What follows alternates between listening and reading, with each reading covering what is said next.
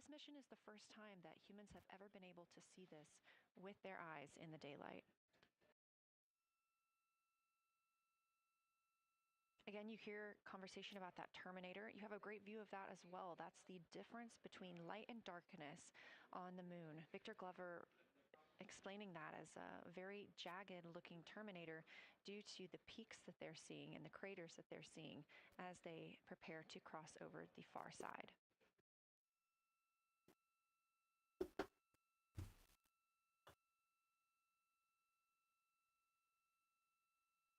You also heard Science Officer, the Dr. Kelsey Young, Artemis Science Flight Operations Lead, sharing with Victor Glover that his responses are truly something that only human eyes can discern or provide.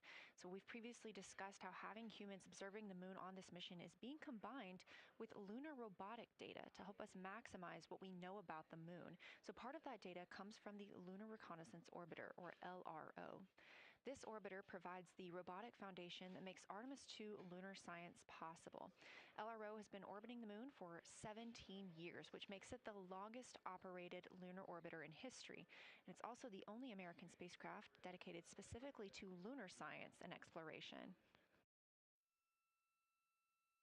Artemis 2 lunar observations are designed to complement data like the detailed surface images from LRO. So while LRO provides those detailed high-resolution maps of the moon's surface, the Artemis 2 crew adds human observations that focus on regional context and relationships between features, giving scientists a larger geologic picture. Now, this combination of robotic and human observations strengthens lunar science. LRO delivers precise and repeatable measurements over long periods of time, while the Artemis 2 crew contributes real-time visual descriptions and context that robotic instruments alone cannot provide. The best description I've heard while preparing for this mission is to compare the difference in looking at the moon with your own eyes on Earth and trying to take a picture with a camera. The camera truly never does it justice, and it's much easier to describe and perceive what you're seeing with your own eyes than to take a photo. These Artemis 2 astronauts can rapidly scan wide areas and adjust their focus in real time, as well as describe relationships between features. The crew will also observe the same regions multiple times under changing lighting conditions during the flyby and provide perspectives that would take robotic missions years to accumulate. During the Artemis 2 mission, LRO is also attempting to observe some of the same lunar features that the astronauts are studying. Collecting this data simultaneously highlights how different instruments and human eyes provide complementary information about the moon. This LRO data plays a direct role in preparing for future Artemis missions.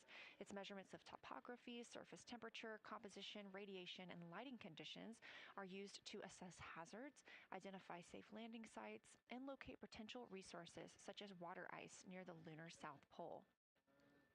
This mission, Artemis 2, represents the point where years of robotic preparation are paired with human exploration for the first time in the Artemis era. So together, LRO, the Lunar Reconnaissance Orbiter, and Artemis 2 are demonstrating how NASA moves from mapping the moon robotically to exploring it with humans. We are laying the groundwork for future Artemis missions and sustained lunar operations. A check-in with Orion. We are now 4 days, 21 minutes, 4 days, 21 hours, and 22 minutes into the flight of Artemis 2, our crew aboard the Orion spacecraft. We are now 8,153 miles away from the moon, 250,742 miles away from Earth. The spacecraft is traveling at 1,030 miles per hour. Fucking crazy. It's fucking crazy. Bro.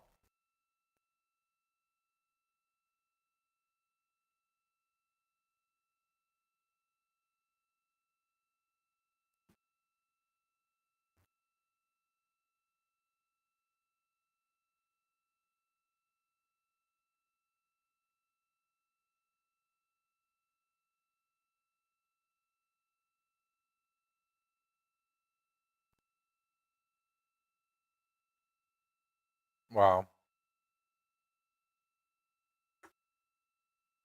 Fucking wow.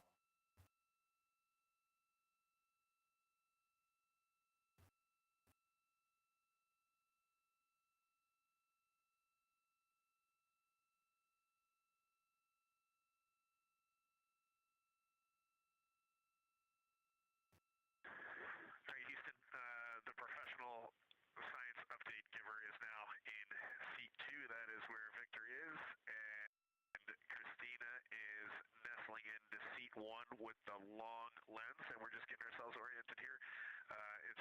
It's a cool view in the cabin. It's actually a cool view to be off the camera now and looking at my crewmates getting up to their observation post and looking in. It's super fun.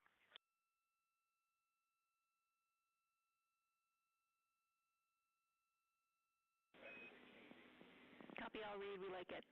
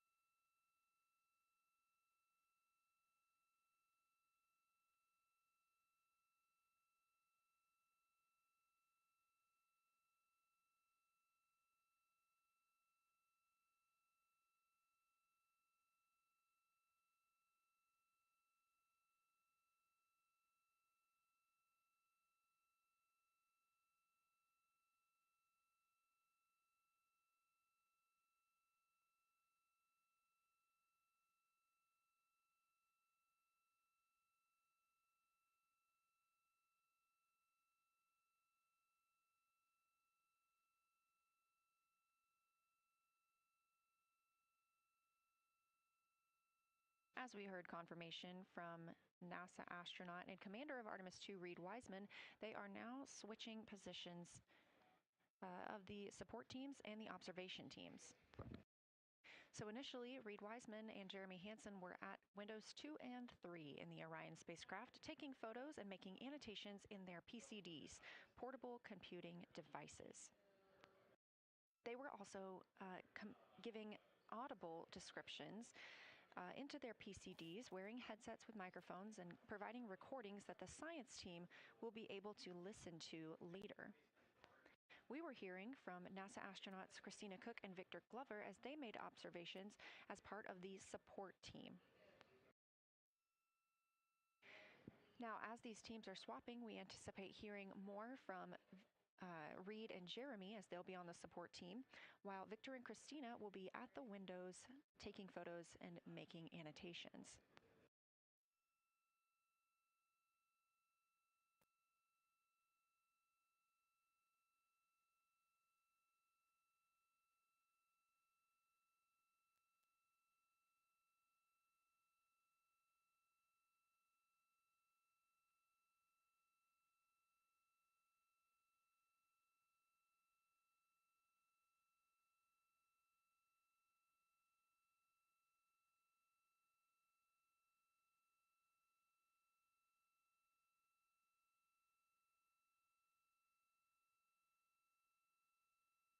Be so cool to work for them.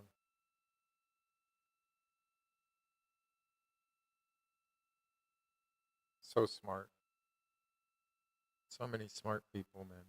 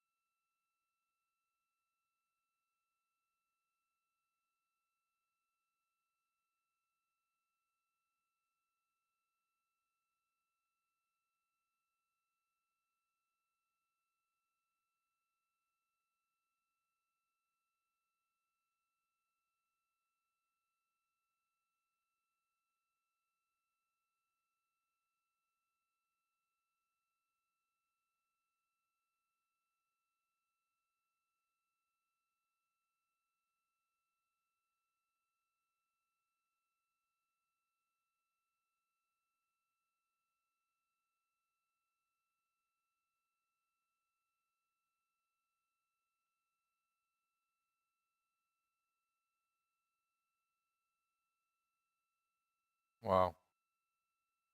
Fucking wow.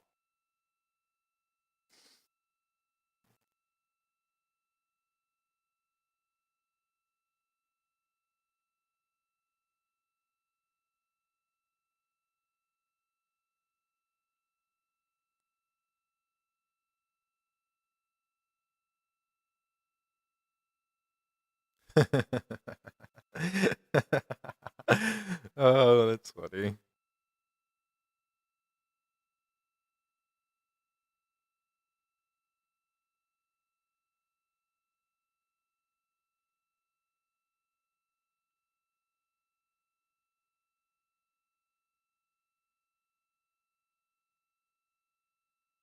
So cool.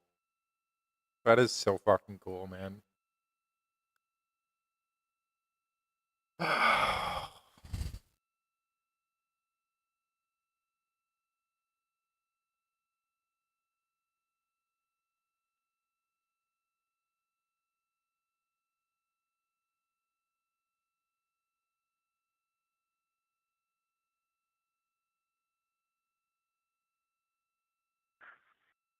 And Jenny, for the science team, if they can mark this time, I just covered up window 4 to block out the ambient light from a very bright planet Earth. And it'll be interesting to see if in the data, Victor and Christina see any differences from me and Jeremy with that window blocked. It's a lot darker in the cabin now.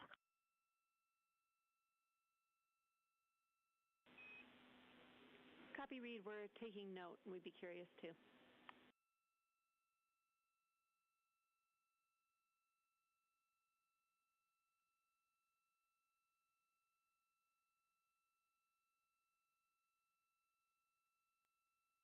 Bro, that's almost instant transmission. That's got to be like a few second delay, but that's like nearly instant transmission.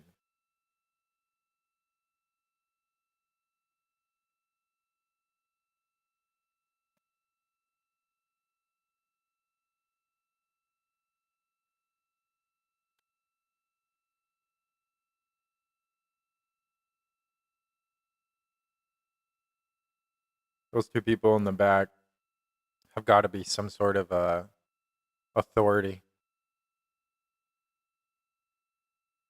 She's the one communicating with the Artemis crew. We are live in the While Artemis talking to mission those two control people. room during the lunar flyby of the Artemis 2 crew, the first humans to fly by the moon in over 50 years. Orion launched 4 days, 21 hours, and 30 minutes ago atop the SLS rocket, Space Launch System rocket from Kennedy Space Center in Florida.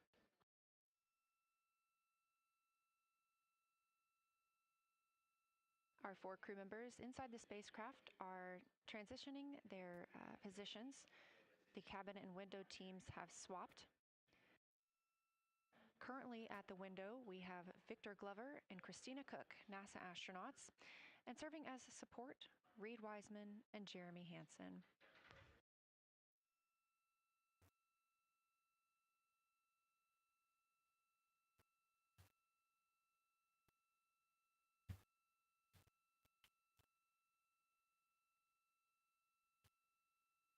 For our crews at the window, they are using handheld Nikons with an 80 to 400 millimeter zoom lens. There are also GoPros on each of the solar arrays on Orion, and that's where this view is coming from right now. We have an interior camera of the crew as well, but they have dimmed the cabin lights. They've actually turned off the cabin lights to allow them to better see outside of the spacecraft. This also helps prevent any reflections from lights inside the spacecraft reflecting onto the windows while they are photographing the moon.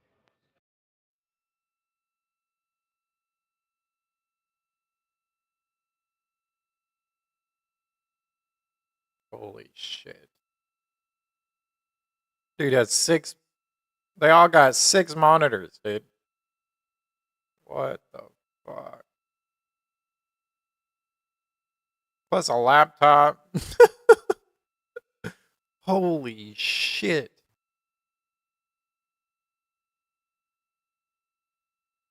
Oh my god. Prop, FDO, IBA, BME, science, control. Jeez. It's insane.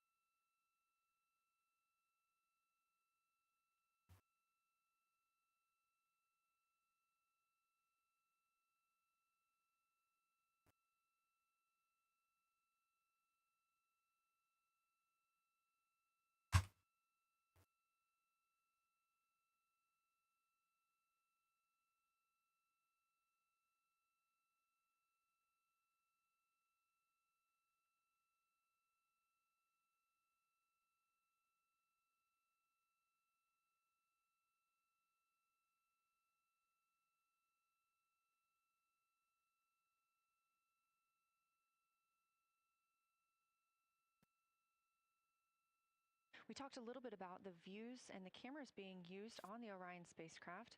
And again, we do have GoPros on the tip of each solar array wing. Now, the bandwidth is a little bit limited because having a crew on board, we do have to downlink a lot more data. That includes their environmental control and life support system. We are not the only data, this view that you see, coming down from the spacecraft, and so we do rely on sharing some of that with the other flight controllers in mission control. This helps the team monitor all systems aboard the spacecraft and ensure the safety of our astronauts.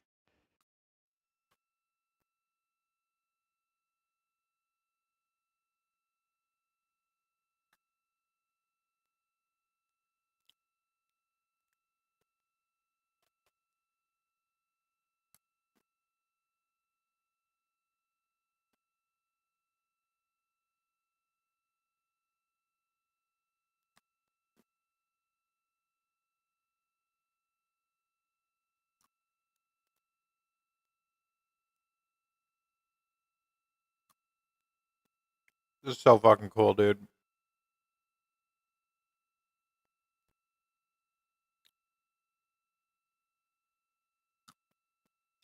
You can tell it's not a picture, too. It's an actual live video.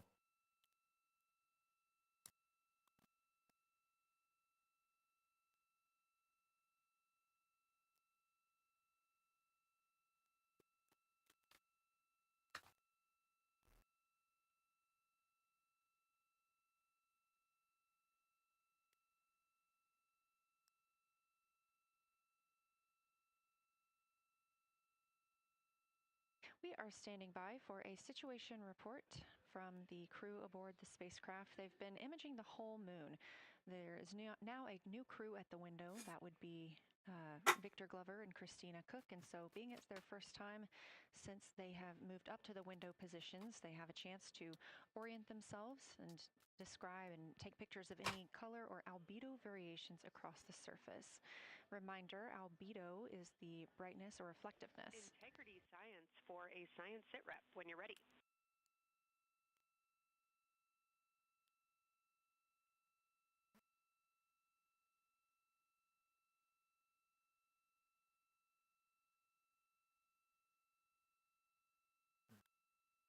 What a cool job.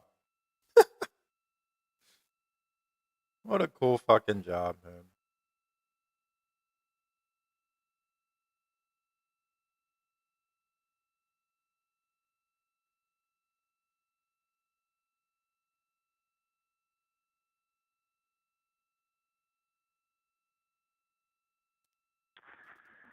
Houston Integrity, we have no external view of the moon right now for the floating crew members, so my only science sit rep is that we have Victor in window 3 doing observations and Christina in window 2 with the long lens.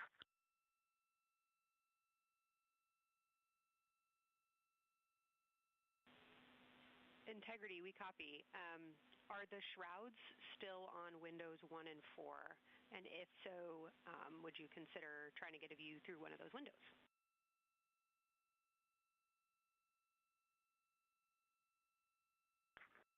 We cannot take the shroud off of 4 because the Earth is too bright and it's impacting Ike's peripheral vision. And then I can get a grazing glimpse out the docking hatch window. I can see Oriental south down to the South Pole. And the primary thing that I see from Oriental right now is just the long trenches that come out. And, you know, when you come out the north side of Oriental, the ejecta kind of boulders across the northern half of the far side. But coming out the southern half of Oriental, I just see those large, here they look like gorges. They're almost like rain when it comes down the Grand Canyon and fingers off into the desert, kind of what it looks like. Also, Burgess Alpha is extremely bright. It's the brightest thing that I can see. Even brighter now than Aristarchus, which is heading off to the Terminator. It's almost impossible now to see Aristarchus, the thing that Jeremy and I looked so much at. I can just barely see the crater rays from Ohm, and I would say for albedo right now, I would go back to Grimati is still extremely extremely dark, especially in that southwest corner, and there are parts of Oriental and the outer ring of Oriental that reach that same level of darkness, especially the rings of Oriental reach the same level of darkness as Grimaldi. And then south of Grimaldi, Jeremy and I were noting a few other just really dark areas of cratering, Mare there, and those have that same darker albedo. But Burgesshoff is the brightest, and Grimaldi is the darkest. Wow. Absolutely. Integrity Fucking science. amazing. That was a great description. Thank you, and thanks for the docking window geometry to give us that description. Any comments before you go on the annular ring in Oriental? Oh, it would be so cool to work for them, man. Everybody kind of describes as like a pair of lips or a kiss on the far side of the moon. From here is very circular in nature. The northern part of it is wider, darker. The southern part is much lighter. It is very neat looking, and but it is far more circular than I remember it looking in our training. The darkness of the northern side of the annular ring is the same darkness from here out this docking hatch window as the center mare in Oriental. Not quite as dark as Grimaldi, but it is probably only because dust and lunar regolith has kind of impacted over time. Reed, that's exactly what we were looking for. Thanks so much. You have heart hands coming out of the SIR. Say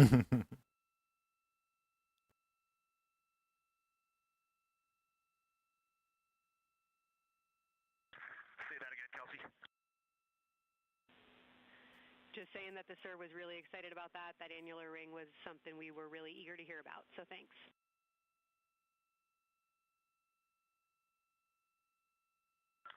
Yep, you bet. And now Victor and Christina are moving on to Oriental. I got them situated over there a little bit late.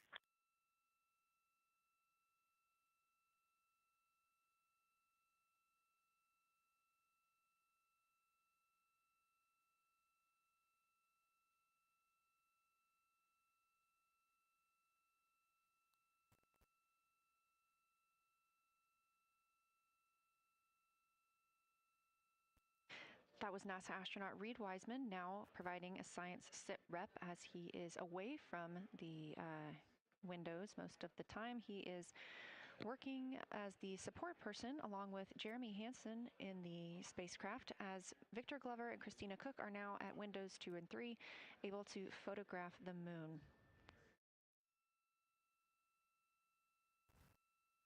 Christina and Victor are also providing recorded information to their portable computing devices, that's their PCDs, and the science team will have access to that at a later time.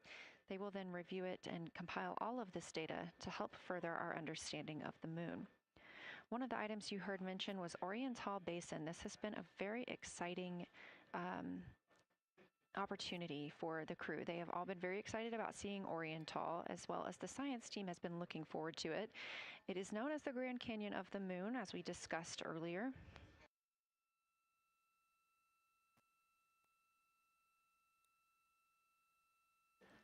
From the pictures, the science team is hoping that the crew will take centered images of the entire basin and surrounding craters in a single frame, but also use those 80 to 400 millimeter zoom lenses to create a mosaic entire basin.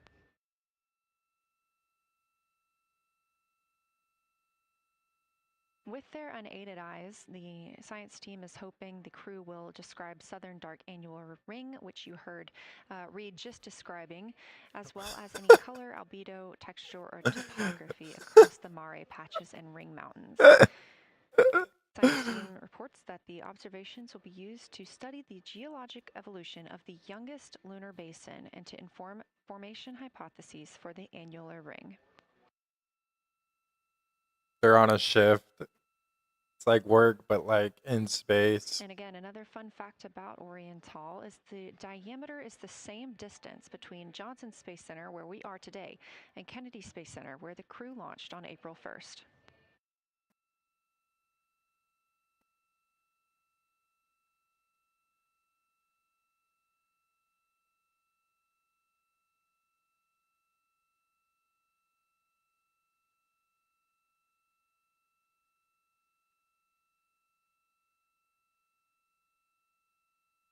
Wow.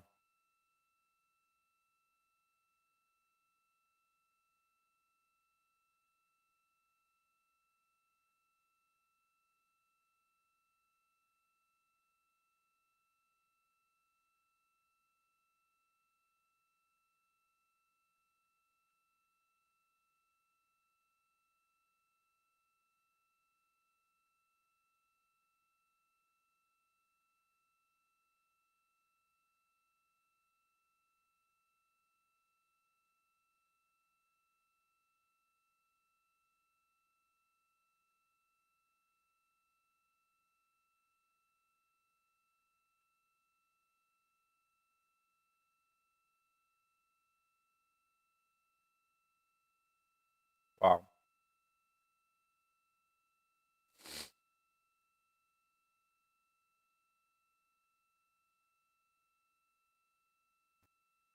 This live view from the Orion spacecraft on the Artemis 2 mission, now 7,373 miles away from the moon, 251,130 miles from Earth.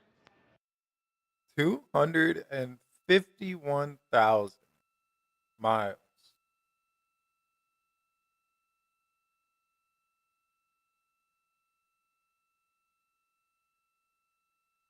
Bro, that's 7K miles away from the moon. And it looks so fucking big.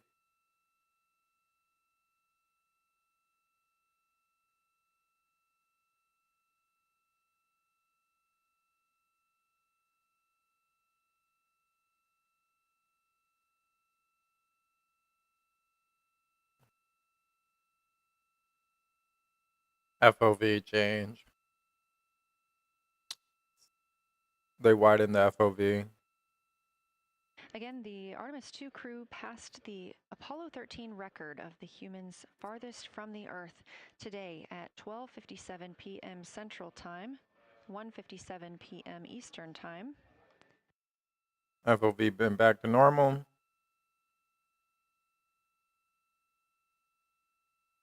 That distance set by Apollo 13 was 248,655 statute miles. We have clearly passed that, and we expect to pass that by about 4,105 miles. That will be when the spacecraft reaches its farthest distance from the Earth. It could be around 252,760 miles, but again, these are approximations and our targets, and we will make sure to report back the final numbers once we have them.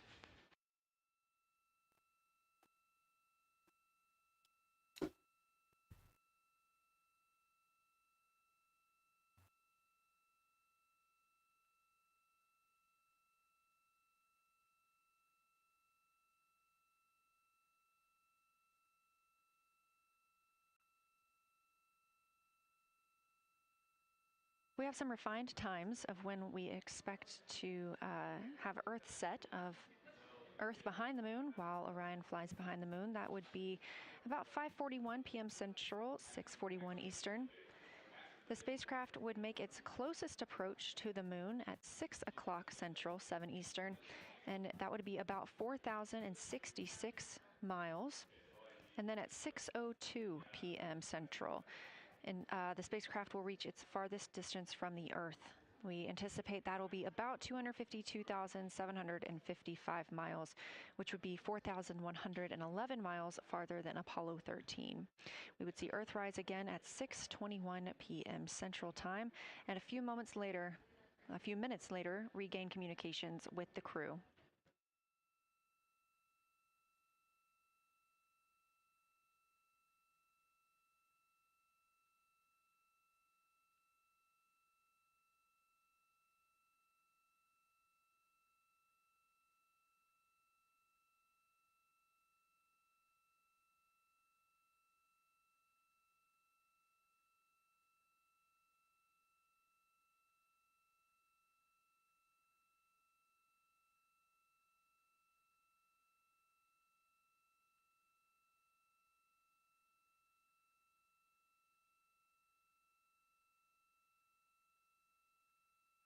Currently aboard Orion, Victor Glover and Christina Cook are the two team members conducting lunar flyby observations, meaning they are using the Nikon cameras to photograph the moon and their PCD, or the portable computing device, to conduct annotations.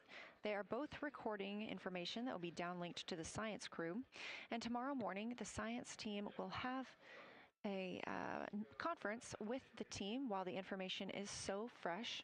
They'll be speaking with the crew about their observations and their data collection.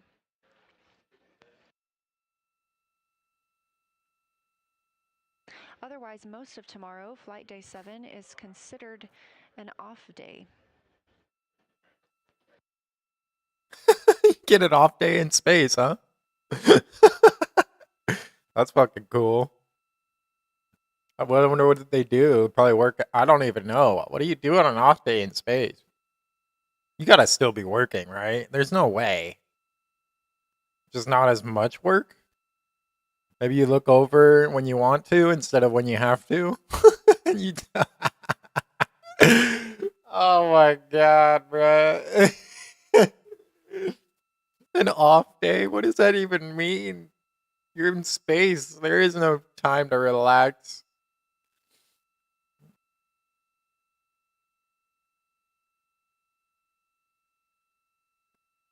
Hey guys, just want to give you an update on my day off. Not much to do around here, but moon looks great. Over and out.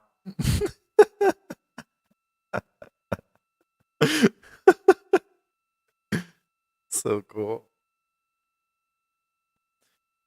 I mean, they don't have much room, so I would guess We are on Flight Day 6 of the Artemis 2 mission, the first time in more than 50 years that humans will observe the moon directly, providing a critical opportunity to practice how lunar science will be conducted during future Artemis missions. wow. If you're just joining us, the crew is well into their lunar flyby observations, and we anticipate that we will hear from them soon. A few times every hour, they are slated to call down with science sit reps or situation reports. We most recently had one from Commander Reed Wiseman.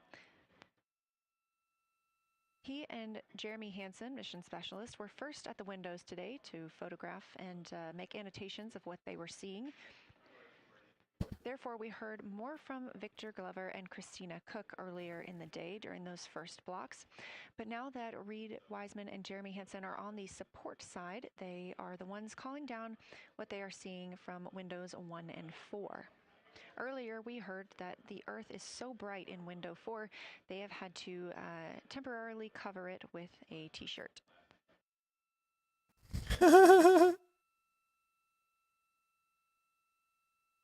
Oh, that's inside. That's so cool.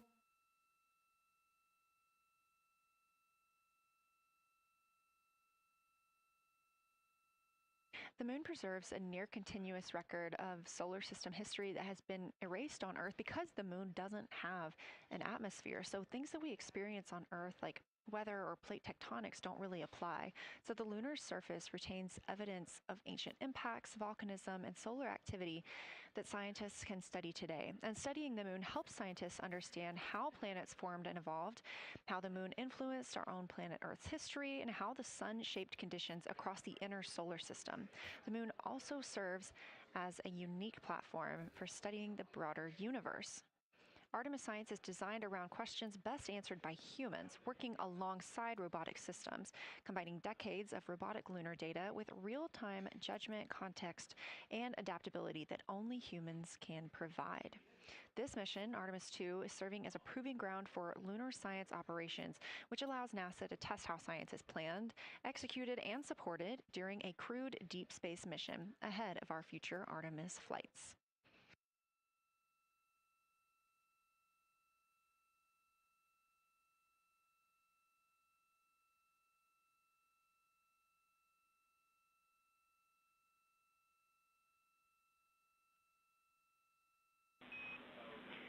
Integrity, time for a window team position swap. So Victor and Christina, please switch places if you've not done so already, and remember your SD card for the camera.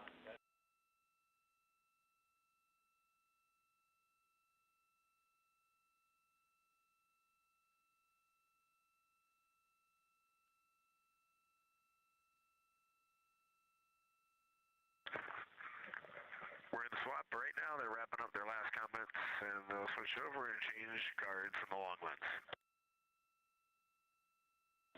Copy.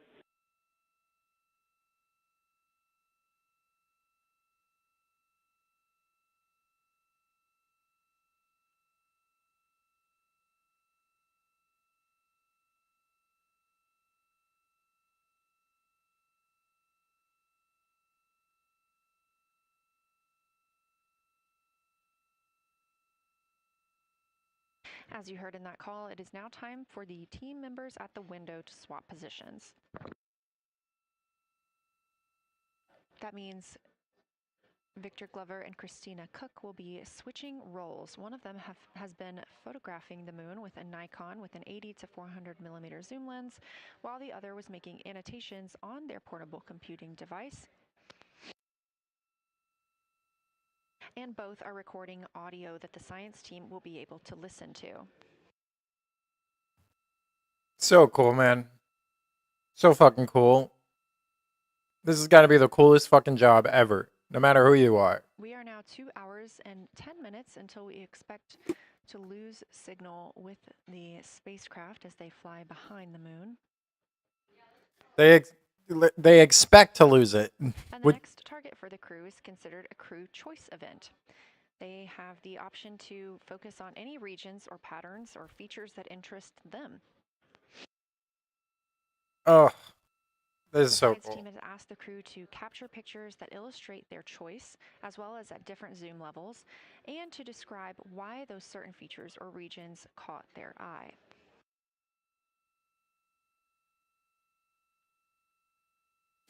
This is what every person in the planet should be worrying about, focusing on. Part of what are being saved on their PCDs, portable computing device, that will be sent to the science team for analysis. Just space.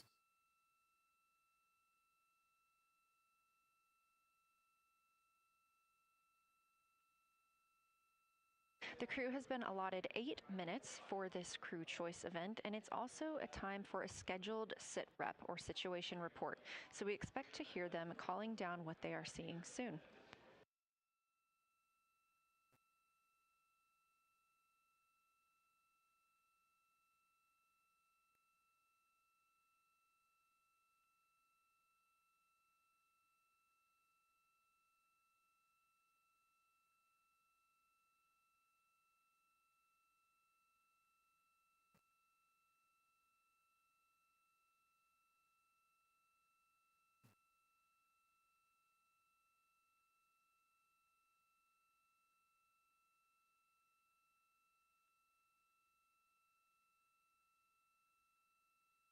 Something that the crew or that the science team has used to help prepare the crew is a cue card. These ask for a feature ID if they happen to know the type or name, and if it is a target. Of course, in this situation, when they have a crew choice, they do not need to, it may or may not be a target. They want to know the location and the observation style. They've also asked for the geometry of what's being captured, the size, shape, boundary, and preservation, as well as the color and shadow. So the color tone, the albedo, that reflection or brightness, and any shadows or illumination. Next, they're interested in structure and texture. That includes slopes, structures, and textures, of course, and geologic relations, like association to other features, any contact to those features, and of course, their thoughts, impressions, or interpretations. They are interested even in emotions and excitement that the crew may be having.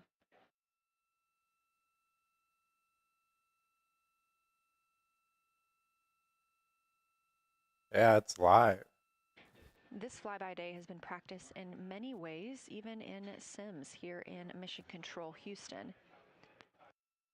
The team also conducted some field work, learning how to look for specific geologic features. They also photographed a large globe, and the science team helped them determine which features they would be targeting and how to look at those.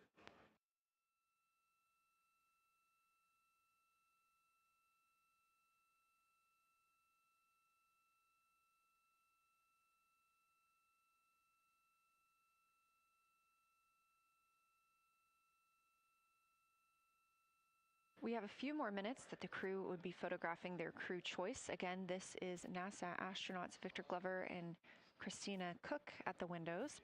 They will then move on to another discussion portion. This is for the far side albedo, that reflectiveness, and color that they are seeing. We heard earlier about some browns seen on the moon, which is very interesting, especially here from Earth, where we are just seeing whites, grays, and maybe even black at some points. When they get into that discussion for far side albedo in a few minutes, the theme is looking to know how that color and albedo is, what those variations look like across the far side. The first time we ever get to see the fucking far side of the moon ever in life. We're gonna have observations on it. It's gonna be dark. Probably won't be able to see much shit, but it's gonna be so cool. Oh my god. Oh. Probably one of the coolest jobs ever.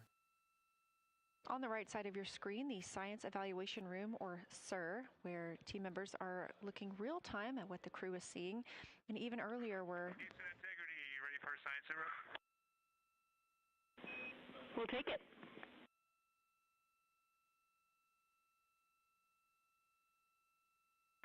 Okay, the crew has swapped positions. They're in their crew choice element. I've been listening to both of them for a little bit, and they're really enjoying.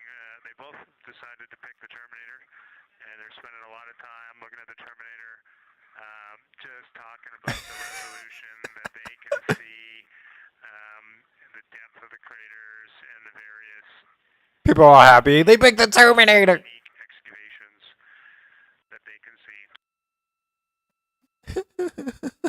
So Victor is on the long lens, and Christina is just looking out the window, and I'm sneaking a peek in T-shirt window.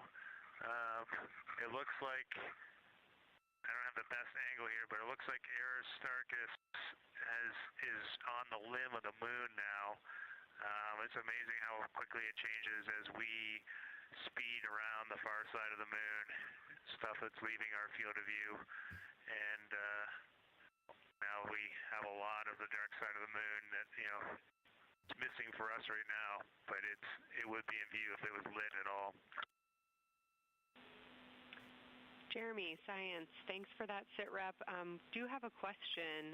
A few times we've heard you and the other crew describe change during the course of your flyby. Would be interested in future descriptions of more verbosity about how it's changing. Thanks for the great sit rep.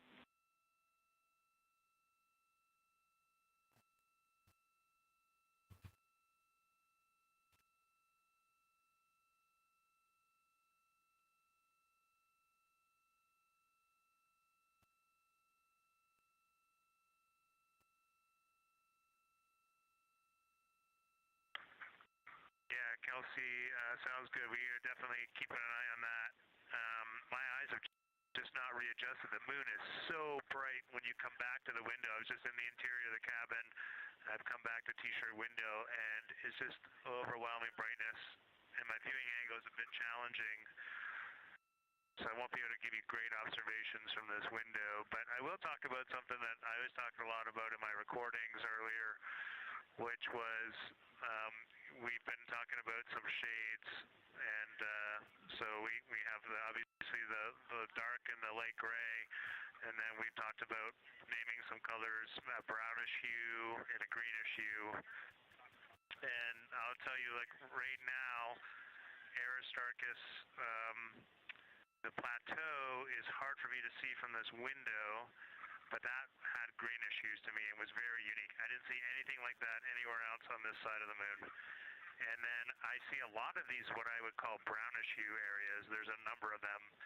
And they, for example, in the northwest corner of the highlands, to me it looks like the brownish hue is caused by ray or ejected material landing on the highlands, and then we obviously see the ray areas as a lighter albedo, but in between the rays where the deposit would be thinnest, that is what looks like is causing the brown to me. So I saw that on the northwest side of Aristarchus, or sorry, that dark area of the highlands, northwest side of the highlands. I saw it in the highlands to the east of Glushko, and then I see those same brownish hues west of Oriental. And I drew a contact there on OneNote, but that's a huge region, kind of like a piece of pie with the point of the pie pointing at Oriental and then going up towards the northern side of Hertzsprung. And that is an area that just looks like that brownish albedo. That was fantastic, Jeremy. We had heard rumors of the green and brown hues, and so you really read my mind on asking about those. Understand they likely didn't have any contact with each other the way that you described them, but please correct me if I misunderstood that. And then last thing, I'll make the same offer we made to Victor earlier. If it would be helpful for us to verbalize any targets so you can stay at the windows and keep your eyes adjusted to the moon, please let us know.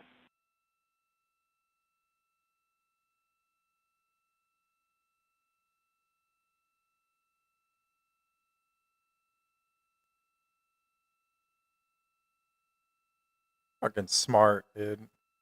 Fuckers are smart. If you got something you want us to look at, Kelsey, you can send it on up. What a cool little design right there. A little, well, what is that, hexagon? Definitely not looking to interrupt your flow, Reed and Jeremy, only offering assistance if you guys want to keep your eyes off of the PCDs.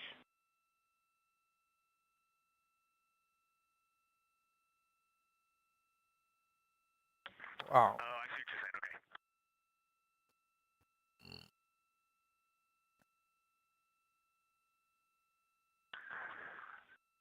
Not really science related, and we definitely learned this at Apollo, but the thing that is just most fascinating, I think, to me and Victor right now is even as rugged as the far side looks, when you look at Oriental and Ohm, it's rugged.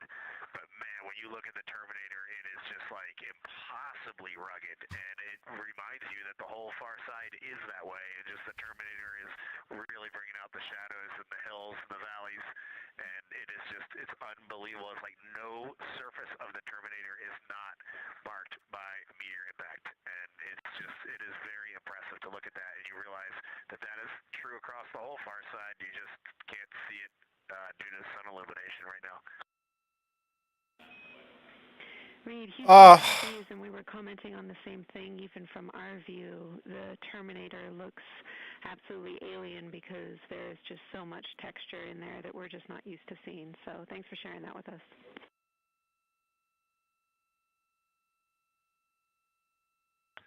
There's also, I don't know the name of it, coming out the southwest of Oriental, right on the southern Terminator, is just a massive crater.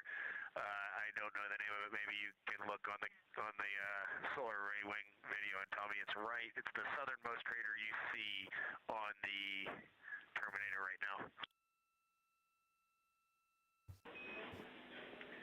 We're looking for you.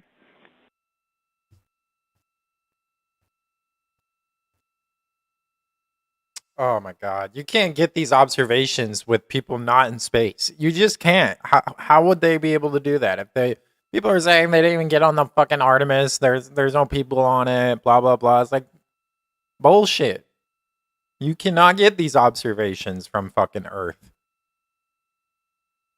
There are people out in space next to the fucking moon right now, 7,000 miles away, observing the moon with precious data.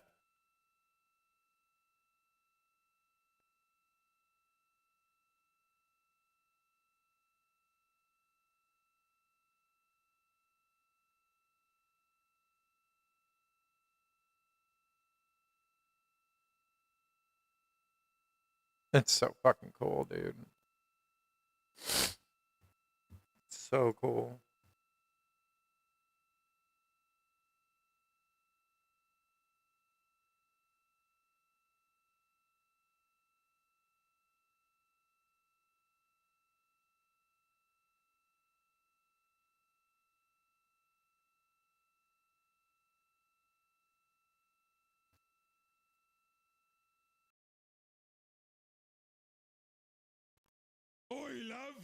Let's get in the back of the jam jar for a bit of in and out, eh? Yeah. Yeah. Oh my God, bruh. Uh-oh. Looks like the sidemen have gone retarded.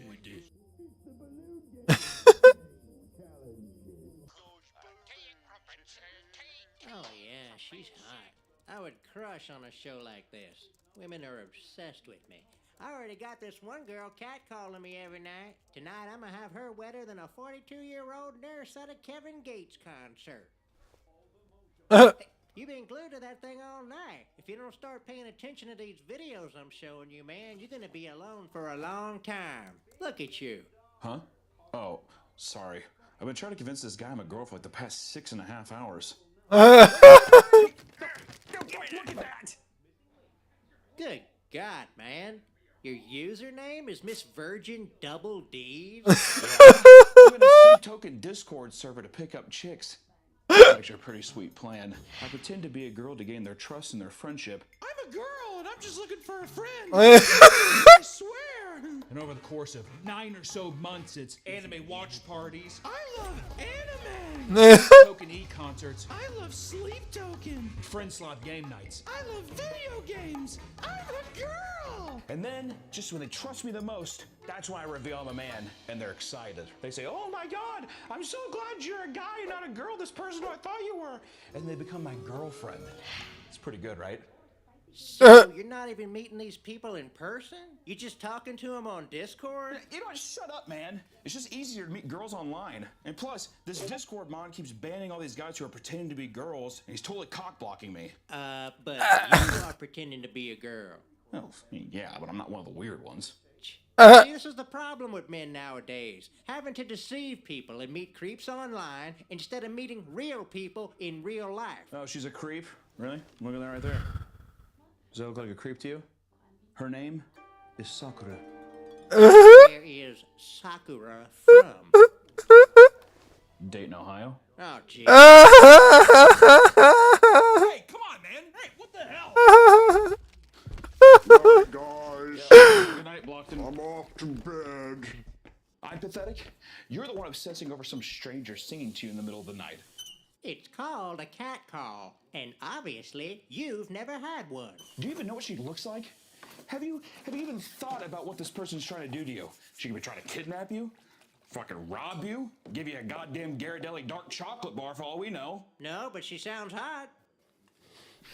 Margaret, don't you think it's a little weird that some stranger wants to meet? I don't know. Sounds kind of nice. What the fuck? I don't know, man. All of this just feels... How do I say it? It just feels... spooky. All right, girl, I'm coming. If I beat that pussy, Oh, I'll beat big you. man. Well, have fun getting scammed by random dudes on Discord. Pussy up as you Get killed by some stranger, asshole!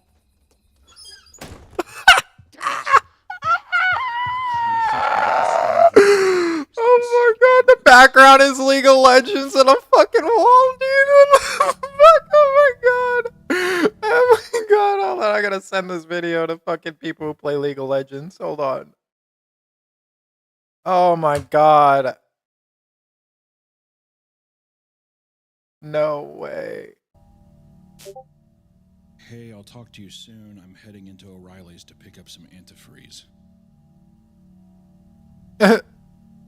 Hey, send me a selfie. I want to emulate your look.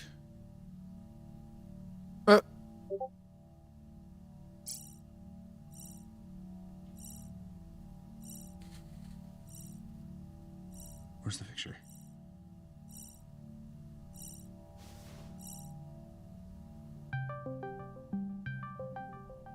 Fuck.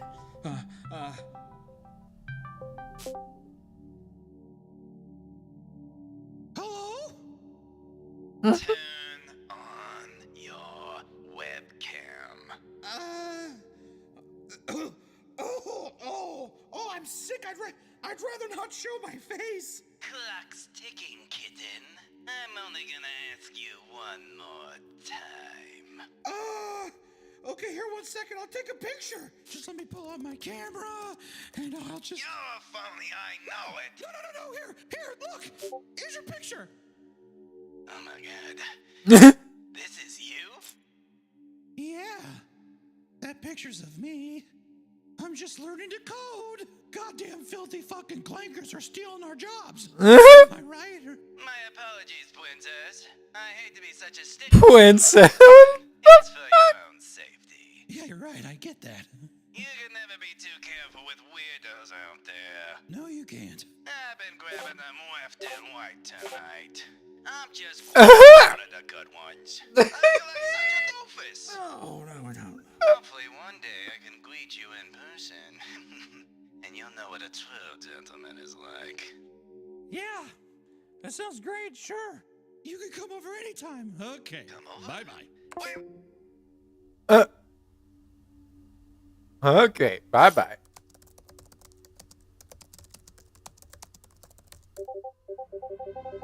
Wait, what?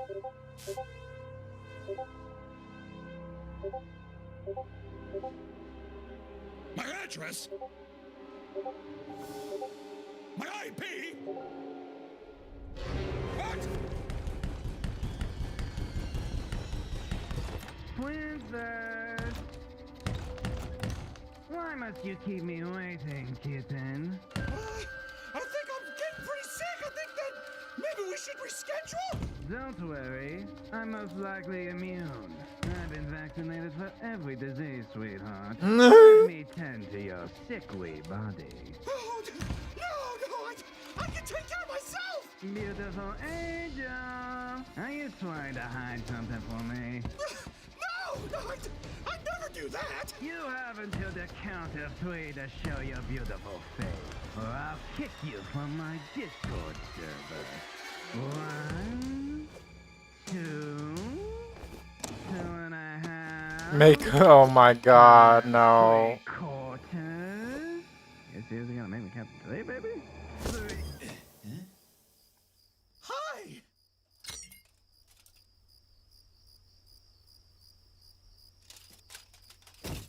So, you miss Virgin Double D's, huh? Yeah. You're even more beautiful in person, milady. Did I get a kiss? What? You're finally mine, kitten. What a sight.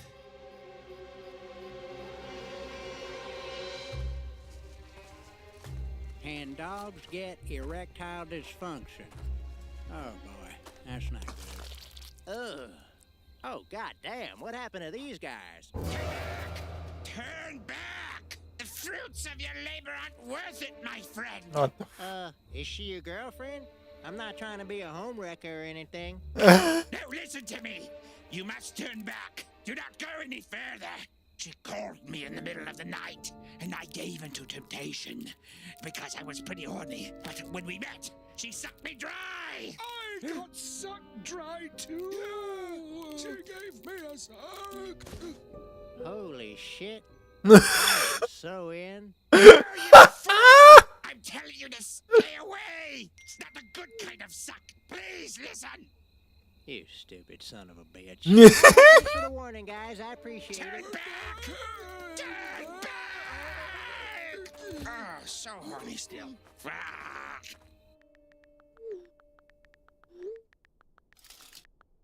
If I sniff at you, are you gonna tell on me? What? Yeah! Oh, yeah. We're gonna get in a lot of trouble with here. It's a bit messy, but we'll turn you into a twat wife. That's pretty funny. Oh, you chubby girls are always so quirky. Oh my. We can whip off.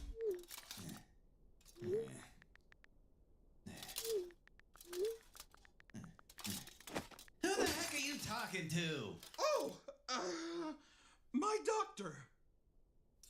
He says I got milk. What? I'm lactating. I'm lactating because I'm pregnant. It's a mess down there. Looks like a half-eaten cold-cut combo. It's bad. You don't want any of it. You do look a bit more rotund compared to your photos. I had my suspicions, but a gentleman never presumes. So, who defiled your flower? That guy, the computer. Gross! I would never sleep with a fat pig like you! Uh. Shut your mouth about my queen! What are you doing? You're gonna get so pwned.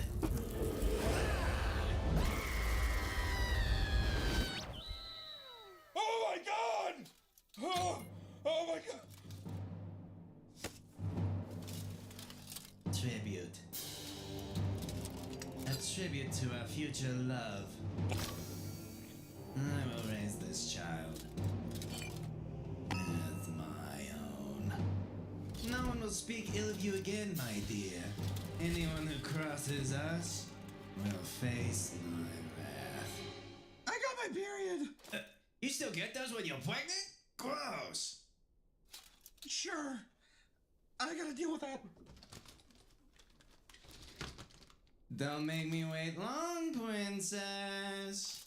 I can't believe I have a pregnant girlfriend who still gets periods. I'm so freaking lucky. I better have a little sniff as my reward.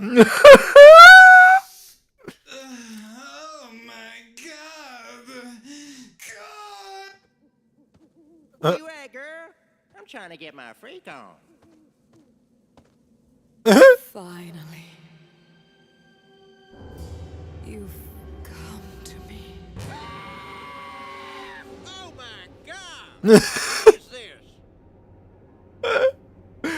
Whoa, mama! In here. She's packing the goods. Huh. Lacking a little bit in the face department, though. Ain't nothing a little paper bag can't fix. My knight in shining armor. I knew you were a noble man. Now we can be together. Oh, come on now. Forever. Come on. Wait, forever? I thought this was a casual, suck me dry kind of thing. No. I want you inside me. For the rest of time. Maybe if it was like 10 minutes, damn it. I knew this was too good to be true. Where are you going, my love? Yeah, not your love. What a tease. Stop! What have you done to me? Relax. We will be together. Forever.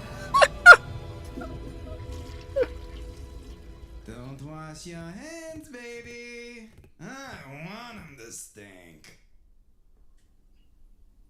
Okay. I am so screwed. Once this guy finds out I'm not a girl, he's gonna turn me into one of those toys and put me in this gross little jar. I'm gonna have to take one for the team. I'm gonna have to fucking suck him. Or you could pawn him off on Margaret. She'll sleep with anyone that's thrown at her. Have him bang Margaret.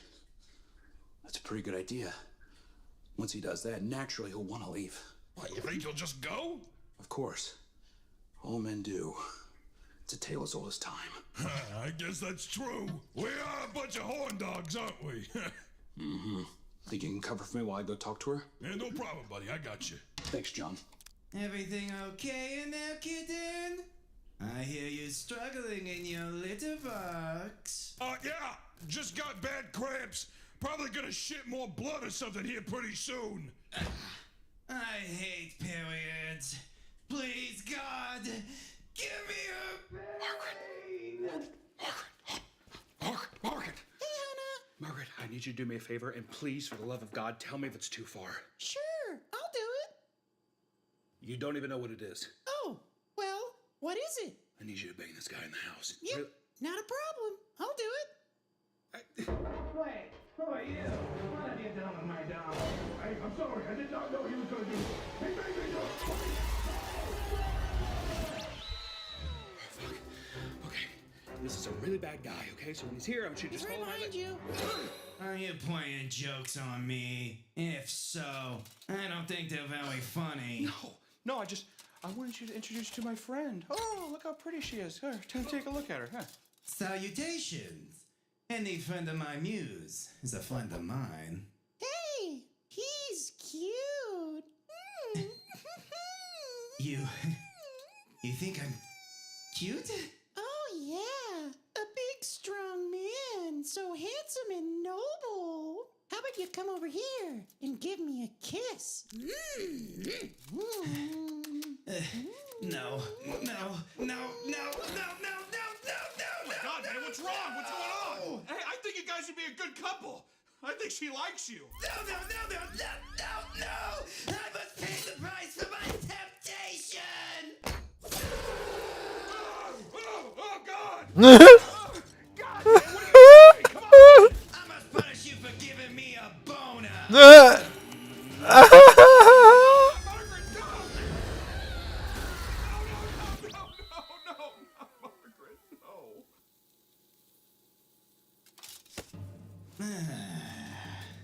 Another one for the jar. My heart is yours, and yours alone, my love.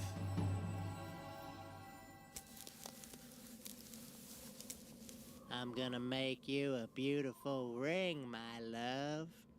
A worthless ring from another worthless man. Every man is born with evil in his heart. I had a husband once. Well, almost a husband.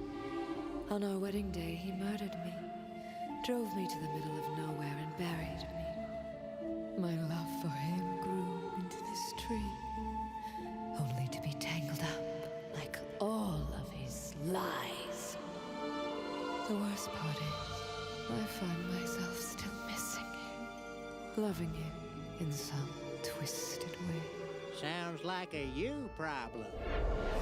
Your spirit will be with me forever, leaving you with a husk, just as I was left all those moons ago. Yep, thinking about moving in a couple weeks.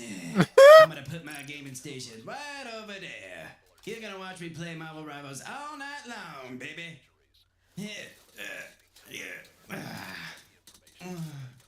This is awesome.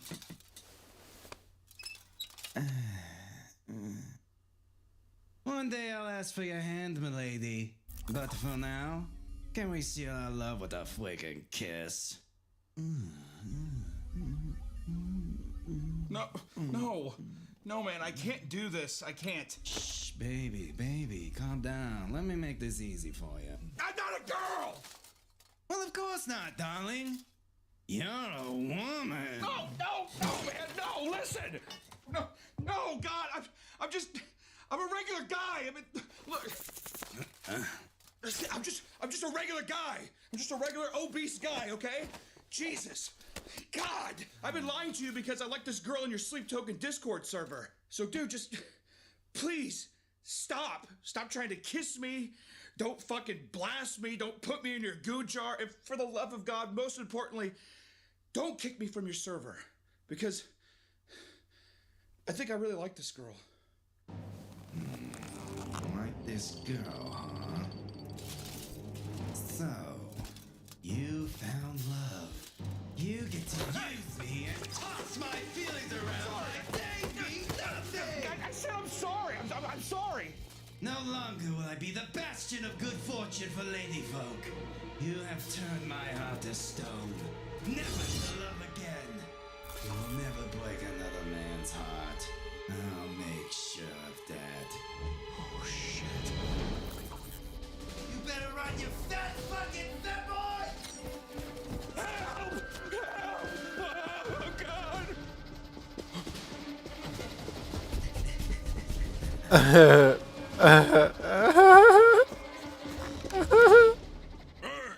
some of us trying to sleep in here. I thought you were gonna treat me like a Chinese finger trap. Konnichiwa.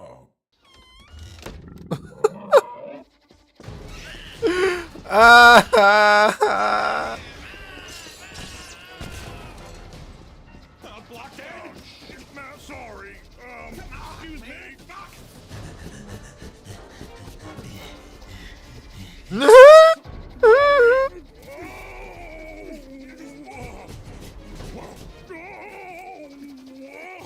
Whoa. Get out of my way, you big doofus! Hey, who are you? Don't hurt me. Look, man, the one time I leave my room without my rape whistle. I don't have time for this. Who's there? Terrence. What do you do in my womb, Huddle? Terrence, shh. You gotta be quiet, okay? Just gotta be quiet. Huddle, I'm sleepy. Huddle, get out of here! Okay, I want to sleep. Okay. Just please. Be quiet. What do you want? What can I do? You just gotta be quiet, What? please. Fine, you can stay if you read me a bedtime story. Which one? That one right there. This one? Oh. All right, fine, but we have to use our inside voice, okay? Okay. Infinite Jest. Terrence, what the fuck are you reading? Jarvis, activate smell-o-vision. I smell you. I found you. What? Osmongold brought you up in his stream again today. Dude is super annoying. Yeah, I know he is annoying because the whole thing is that he uses my name to clout chase and just clip farm. It's fucking bogus, man. Seriously. Hassan's talking about you on a stream again? He's such a fucking parasite, guy. Seriously. Yo, chat, give me 1 second. I'll be right back. Can you guys excuse me for 1 second? The clip farming's going great. We're gonna make so much money together. Yes, my love, you're doing great. Will you please kiss me to hold me over until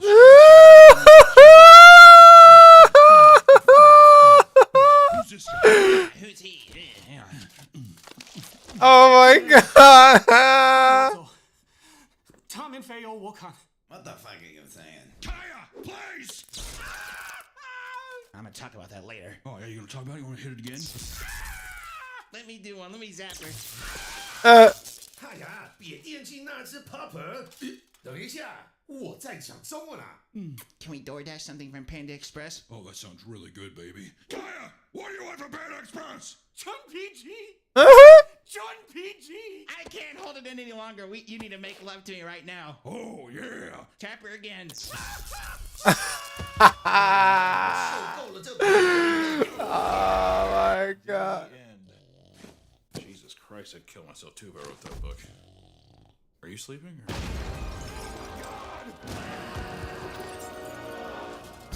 Finally, I found you. What the fuck?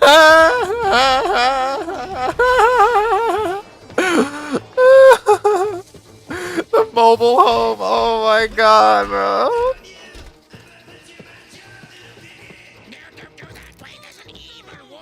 Nah.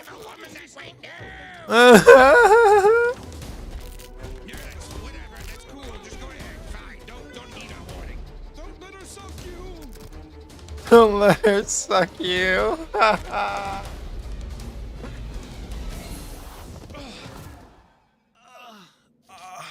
What happened?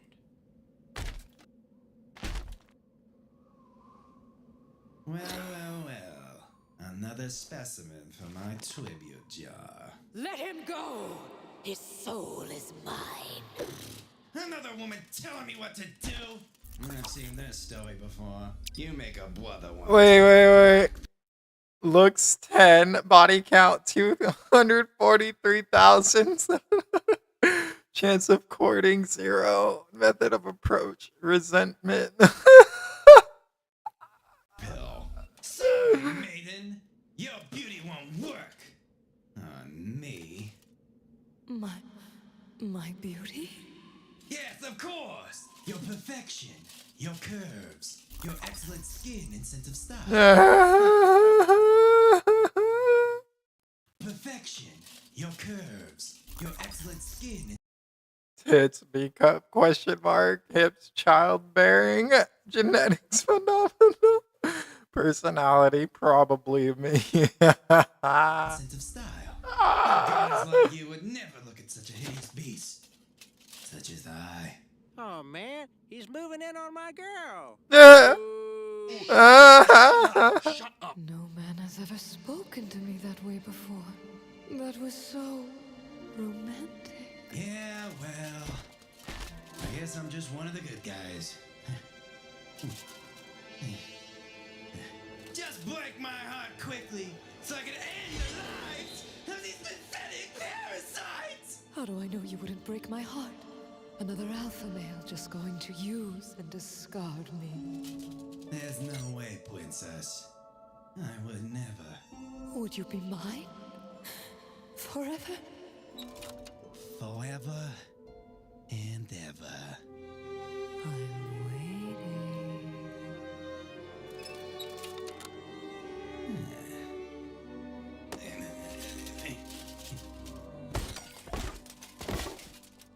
Dude, look, his cum jar. You had one of those, right? Oh yeah, it's on eBay.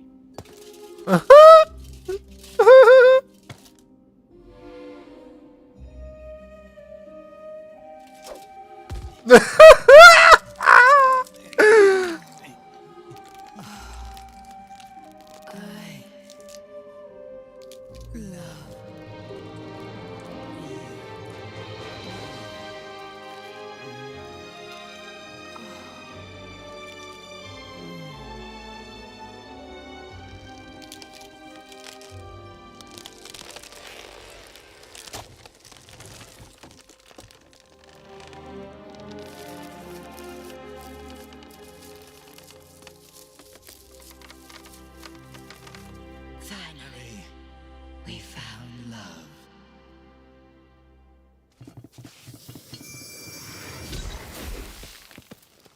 What's going on here? Who the hell are you guys? Dude, let's get out of here. Oh, God, glad to be out. How did we get outside? Who wants Panda Express? Oh, yeah! Ow! Hi, guys. I'm Sakura. No way. Hey, man, what's going on? I've been looking for Miss Virgin Double D's. You seen her? Nope, haven't seen her. So. Okay, I guess I'll go sniff around for her then. Okay. Don't say a word. Virgin Double D's. Where are you? Come on, girl. I know you're around here. Sorry your girl tried to kill you, man. I'm sorry your crush was a middle-aged guy that almost got you killed. Let's never talk about that again. Mm-hmm. You know, it could apply to be on one of those YouTube relationship game shows. It's a great idea. Yep. Mm-hmm. Only if you're my wingman. Of course. You know, you'd be a shoo-in on that kind of show. I've applied to be on there like 20 times, but they won't get back to me. Probably because I'm a red-blooded 100% American. Wow, that was crazy. Can't believe we got out of that one. Hey guys, thanks for watching this video. If you want to be like all of these wonderful people right here, look at all these beautiful names.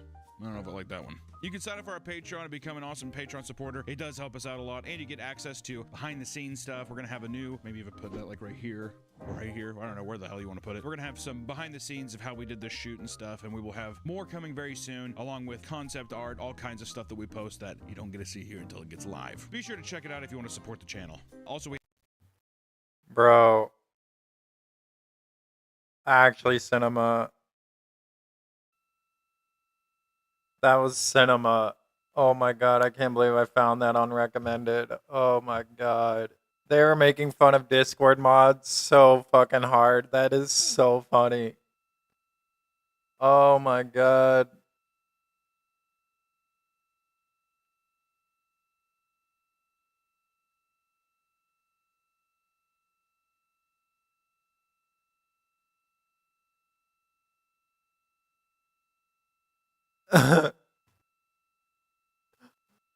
Oh my god. We're loving that picture. Thanks for showing us. And Reed, as an answer to your last question, we believe that that is Chebyshev crater. And the sir agrees with that.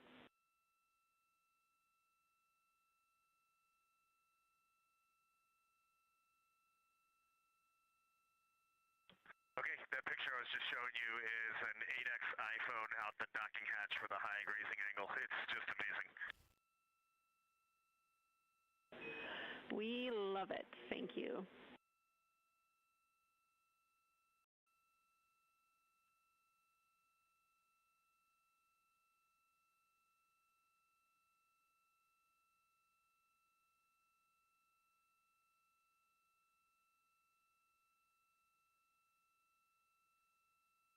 This view showing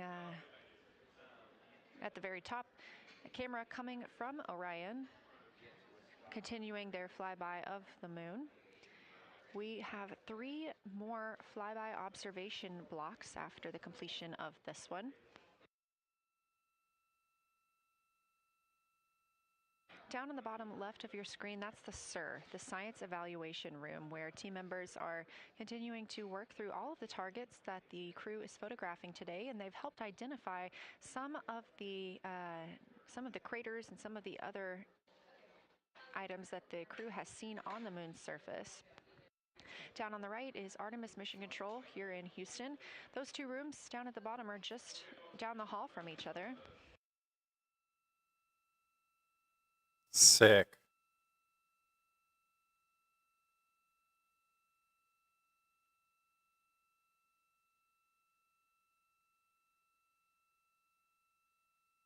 And we are just a few minutes away from the next cabin and window team swap. That means Victor and Christina, who have been at the windows, will fly to the cabin, the background essentially, and be their support crew for Reed and Jeremy. Reed and Jeremy will move back up to the windows.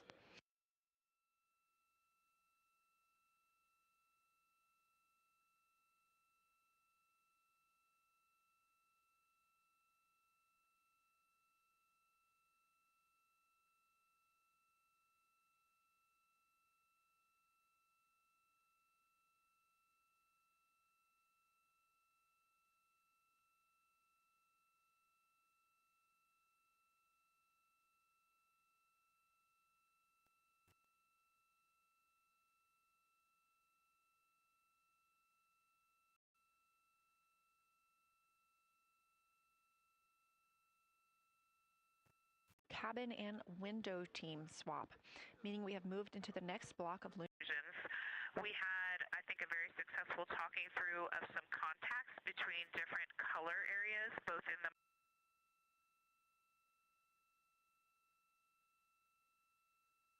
Actually, so cool, man. Like, so fucking cool, dude. What the fuck?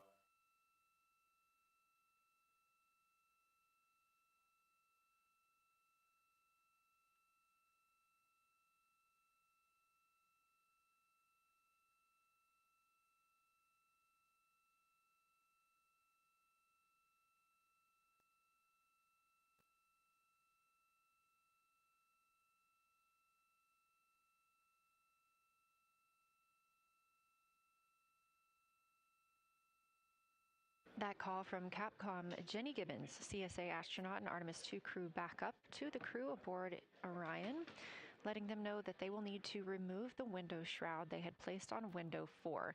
They initially placed that shroud there to block out some of the light from the Earth. It was extremely bright coming in the cabin and interfering with some of their viewing opportunities out at the moon.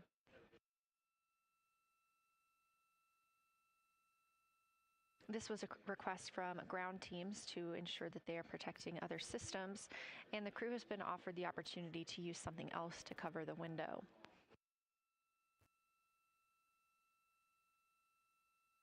Meanwhile, Reed Wiseman and Jeremy Hansen continue with their lunar flyby observations. They have just looked at Glushko Crater. That's about when we heard that call down from Christina Cook with that description of everything she had been seeing during her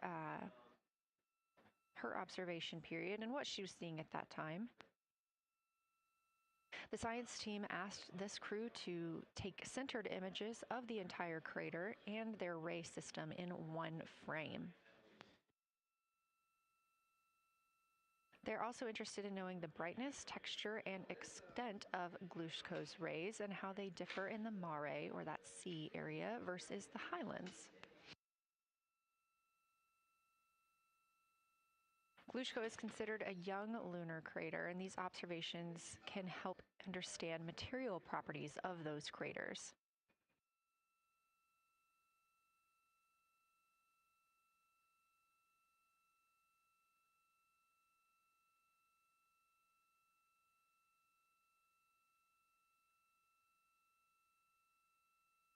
Wow. Science, integrity. First, I wanted to start off connecting with what Christina said, that it was very moving to look out the window. I had the unfortunate sequence to start looking out the window and then moved to the long lens, and it was hard to speak looking through the zoom because I went straight where Christina went, and I was walking around down there on the surface, climbing and off-roading on that amazing terrain. I also want to underscore something that she said. As we continue to explore, when we actually do go down there to the surface, I know for safety reasons that we would never send someone alone, but I just want to really emphasize how important the discussion time was. When we started to talk, we not only got better science discussion, we got better human connection, and so doing this as a pair, we just learn and grow together, and that's just super important, so thank you for adding that to this plan. Reed just passed me a note that the Oriental Basin annular ring has a similar albedo to the center, but a different color. It has more brownish tones in it, and he said it's very distinct now that he's been staring at it. Victor, thank you. You got a cheer from science there, and we all just went on that moonwalk with you, so highlighting how important it is to talk about these things. I also want to let you know that we have Deanna Glover with us in the viewing gallery. She's all smiles.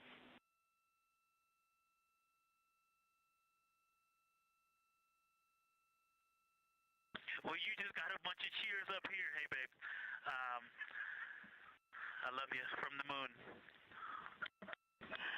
We love that we got a hey babe too, and we also have one of your lovely daughters here watching you guys work.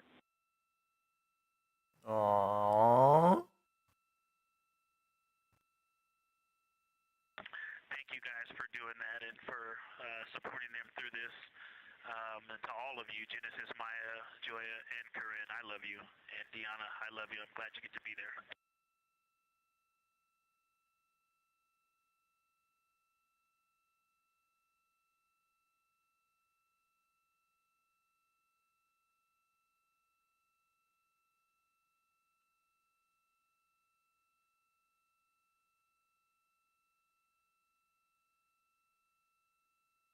We've had some really sweet words from the crew members aboard Orion today, as their families have been able to filter in and out of the viewing room here at Artemis Mission Control at Johnson Space Center in Houston.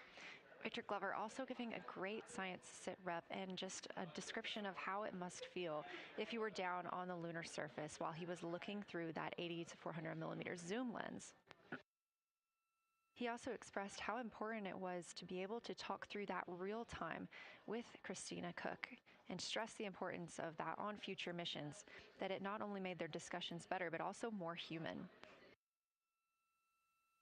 Wow. Glover and Cook are in the support roles right now, not taking photos or making annotations at the windows, but they are also encouraged to have their midday meal at this time.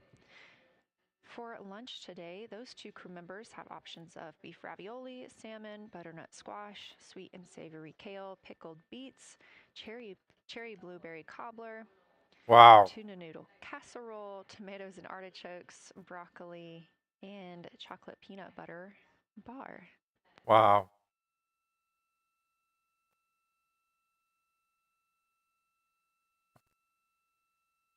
Once Glover and Cook return to the window portion of their flyby today, Reed Wiseman and Jeremy Hansen will get into their midday meal.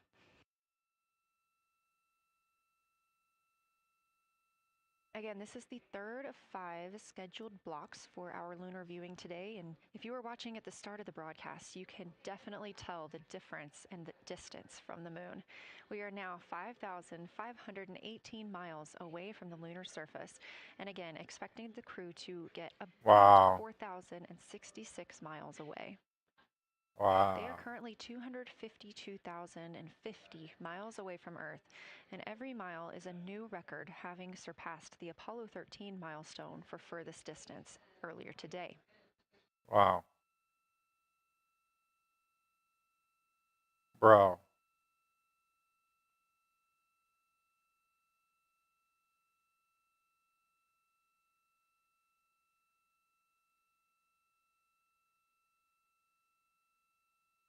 You can see him moving.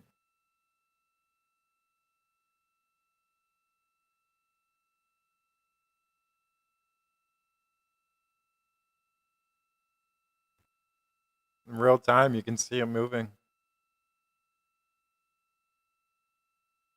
If you look down to the bottom right of the moon in that darker looking area, that is Oriental Basin.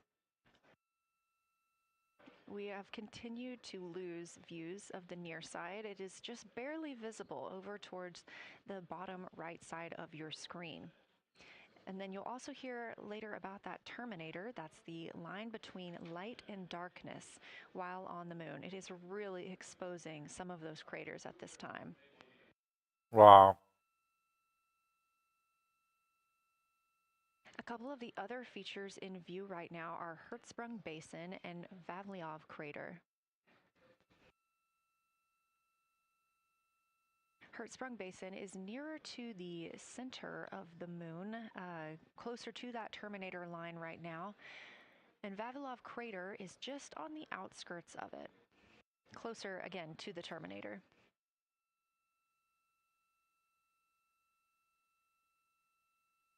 Towards the bottom of the moon and to the left of the terminator line, or currently shadowed in darkness, is Apollo Basin.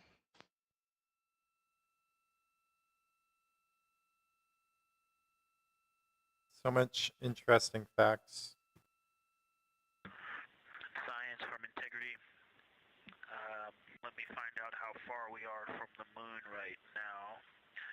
But our view is about a third of the moon is in eclipse. That beautiful terminator is out there calling to me. We're 4,691 miles from the moon. And what looked like in the terminator about a third of the way up from the southernmost part of the terminator looked like a dinosaur print if one was running to the northwest. Now is clearly a crater with a bunch of craters around it.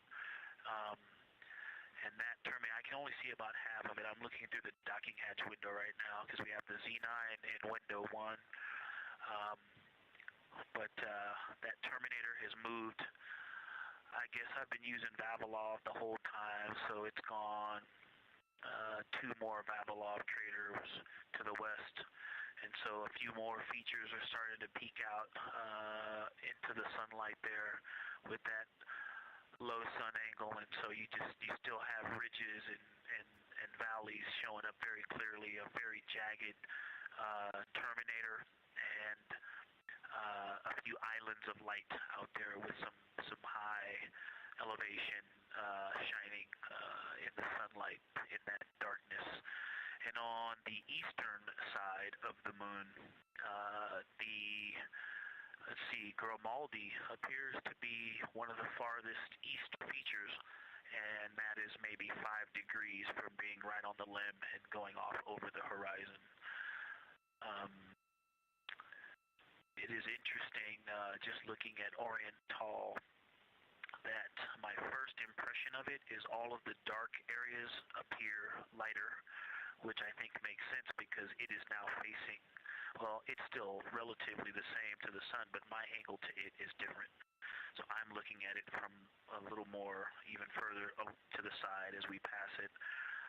But all the darker features appear to be just a little bit lighter from this vantage point. The darker ring structure in the outer and inner ring and the interior, as well as the annular ring portion, everything seems to be just a smidge lighter at this point.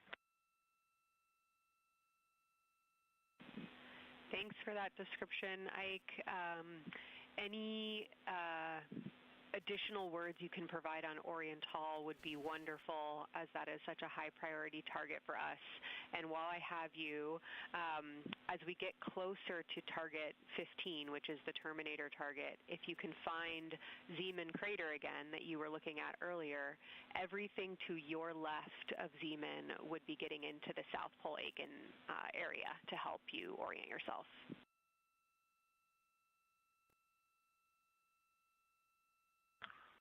Zeeman is a great waypoint out there. I definitely see it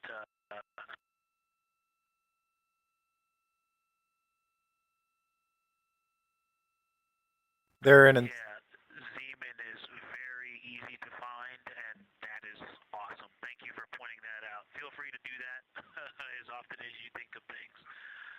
Let's see, looking back at Oriental. Okay, another thing, after looking through the zoom camera, man, you guys are smart. You probably did this on purpose, but after looking with my plain eyes and then going to the 400 millimeter zoom, now looking at it, I see the cliff face as if you were standing in the center.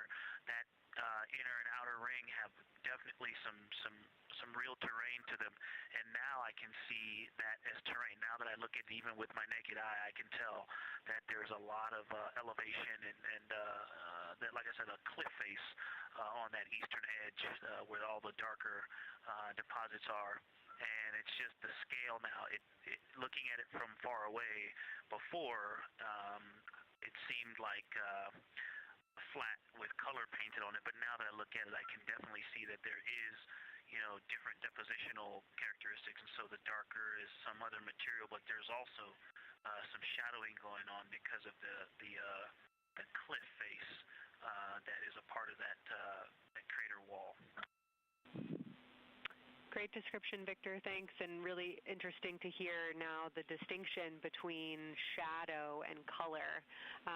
Before I let you go back to other observations, you mentioned that Reed saw a browner hue to the annular ring than the rest of Oriental. Are you seeing that from your vantage point?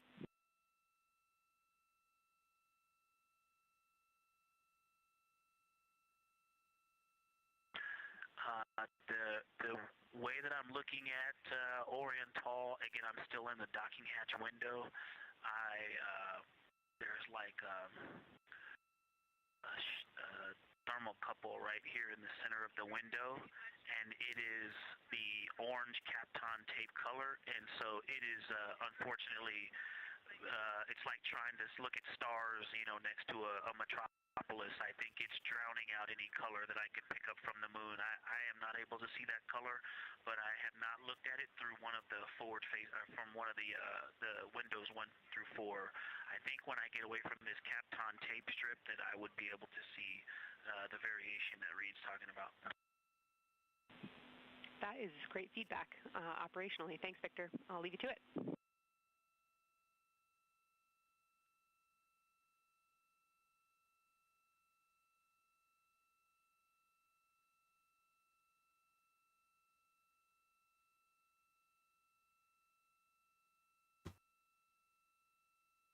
Fucking crazy. Science integrity with a question from the window team. Integrity, this is Science here with you. I'll be there in a second. Yes, they have a question to help inform a theory that they're sort of tossing back and forth. What is older, the Mare seas of the near side or Oriental?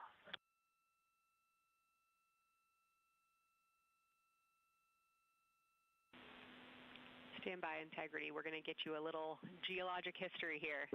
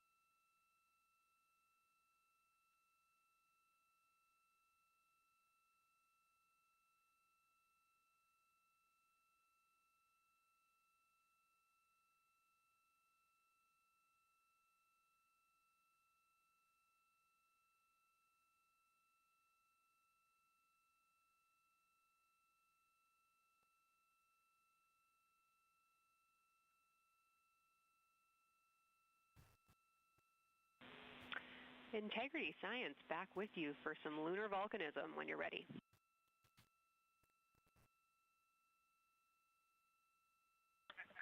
Go ahead.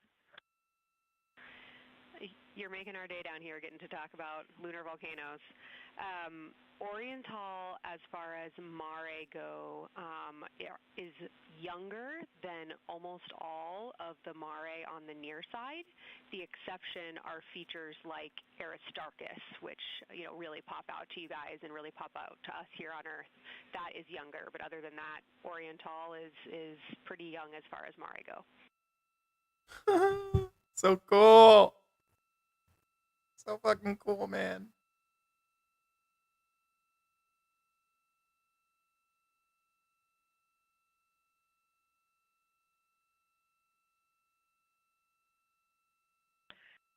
And Kelsey, thanks for that. We love lunar volcanism too. How about when the actual crater was formed? When? Oh, when? Oh, God.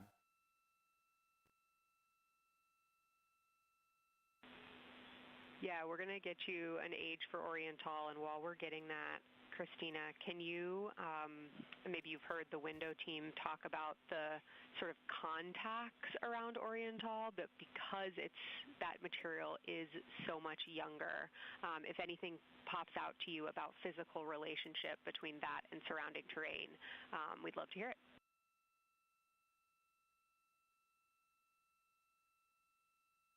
Yeah, definitely. They are discussing a contact relationship that could explain some of the color that they're seeing in certain areas. And so it was really about the ejecta of the creation of the basin and understanding the superposition of its ejecta and mare on the near side or other features. So thank you. We'll take the insight when you have it.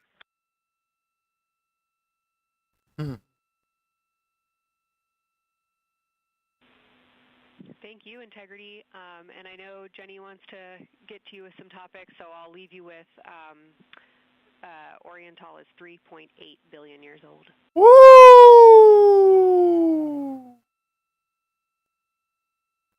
3.8. Oh my God. A crater on the moon is 3.8 billion. Copy that. So that's on the older side. The actual basin is very old. Correct, as is the case with a lot of mare. Typically the big basin formed, and then the volcanic eruption was able to punch through the crust where it was weakened by that basin formation.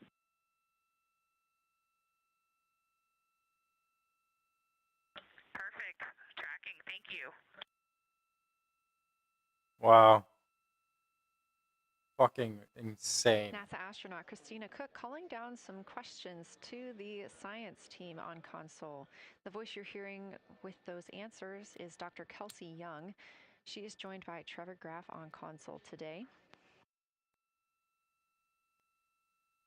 Christina asking about the age of Oriental, and specifically the mare regions. Those are those dark regions that you see. They are paved or filled by volcanic deposits.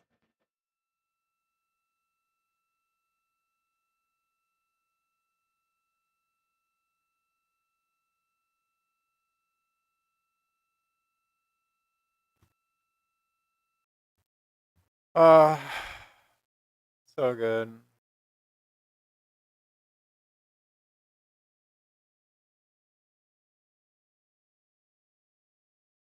I'll be there in a second.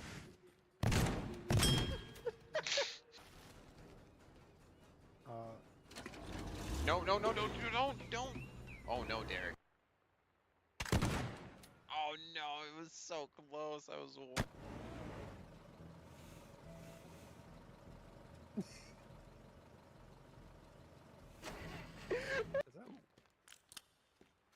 I like the G. Oh. Oh.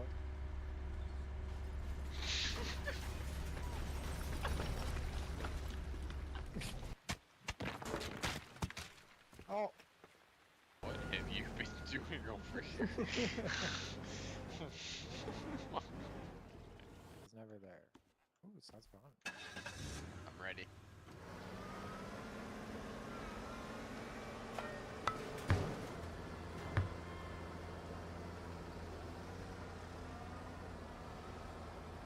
I'm ready.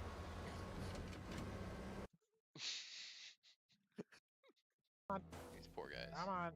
I just broke that bush by opening a door so aggressively. I want to get this. I want to get this. Okay.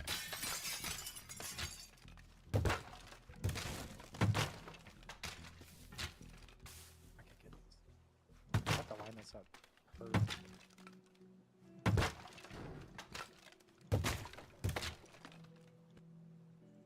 Yeah.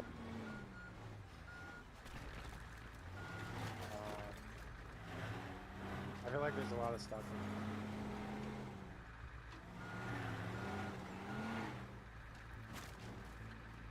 Like in the containers and stuff.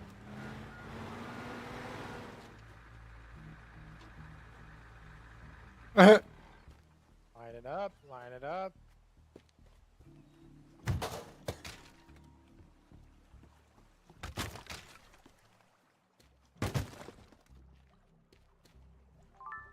I literally just stole cash from a cash register. Yeah. That's actually freaking awesome. Are we upgrading? Binoculars, These are the let's best go. thieves ever. Found a pair of binoculars. We won't sell those, we'll just keep them for our next mission. They'll come in useful. Those will come in handy. Yeah, this thing is like the hardest thing to do. This is the hardest thing to do in the game. Yeah, I bet you, since it's a co-op now, I bet you it's really easy to move if we do it together. I picked up a cash box. Oh my god, I found their cash box, Derek. Don't think you. It's just too big, that's all. Oh, fine, never mind, I'll do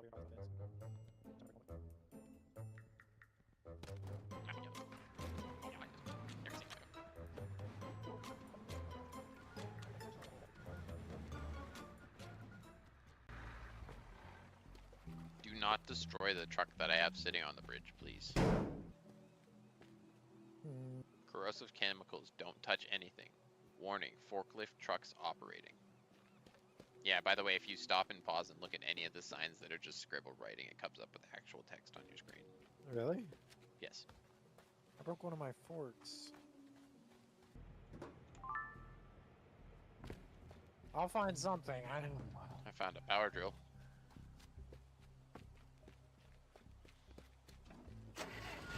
Don't you want to get to the destruction part of this? Did you already take care of that side mission? I'm already destructing. Did you do the side mission already or no? Almost. Do you need help? No. Wait, did I dump it in? You have to dump it in the ocean. I gotta dump this? There's a fire? How do we get rid of the fire? No, no, no, like, I don't even know what the freaking the fire extinguisher's for, like... To put out fires? What do you mean? Like... Where are you? Oh, extinguisher. That's on you, right? Okay. I was about to say, I didn't start the fire. Oh, man, so the...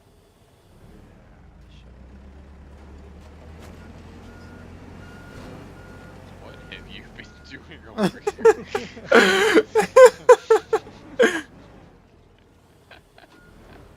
Just hold. It'll be kind of hard to get out, so I'm gonna try and make a clear path here. No, let me do it. Let me do it. This has been a dream of mine to do. Wait, I'm coming. Move your thing. Forklift. Move it out of the way real quick. I got it. I finally found it. I think we had to blow it. Can't blow it. That one's too big. It's too big. Well, I know. I'm just helping it. I'm making it so you can get it on more easily. Oh. Oh, that's perfect.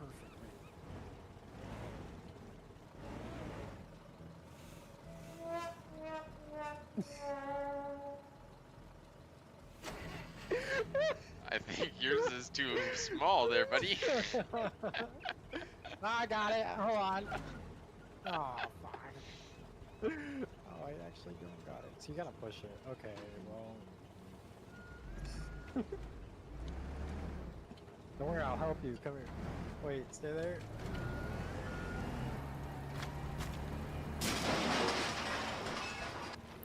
Okay, I was gonna say that better make it. Alright, here. Hop in the boat. Alright.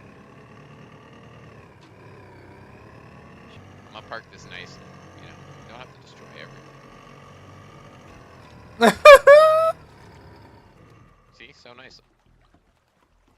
Right there, we don't have to destroy everything. Yeah. Oh, man. Nope, wrong way, wrong way.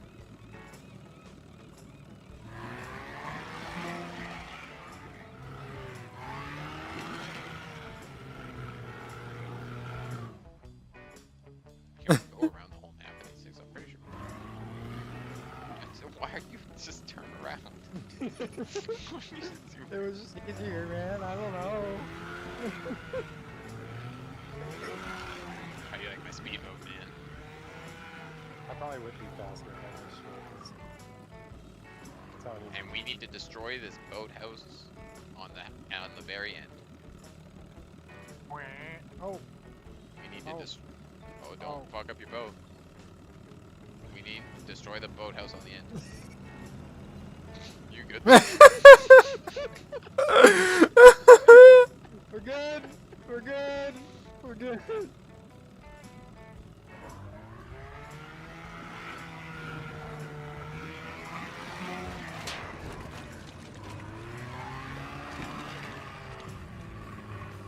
Nice. Oh. Oh. Wait. There's something in something. West Point timeshare cabins. Wow, must be nice. How is that state? Hold on.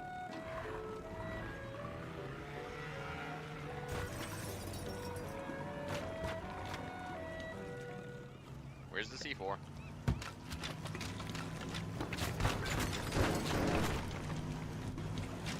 Oh, let go. Yep. Nice. Very Goodbye, nice. world.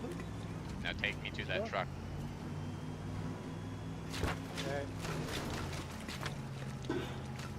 Going to the truck.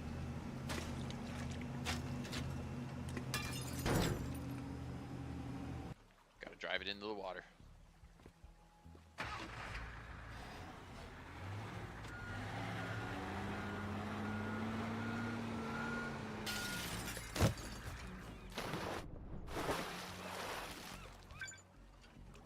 Nice.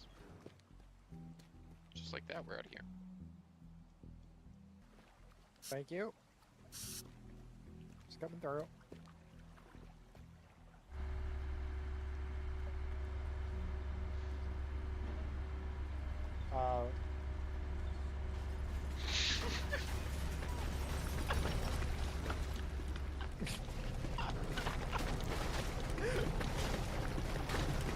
Coming through.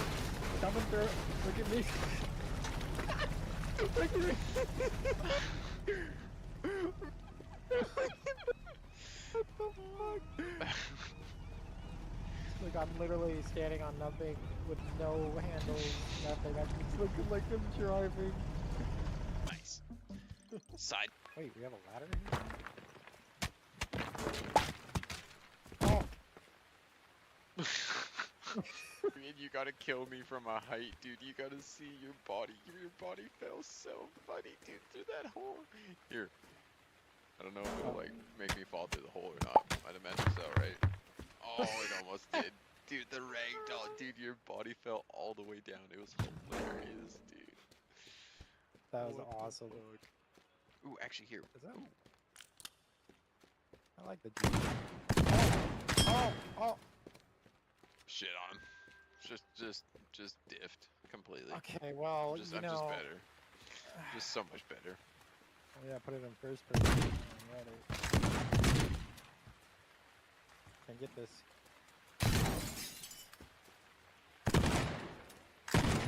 Oh.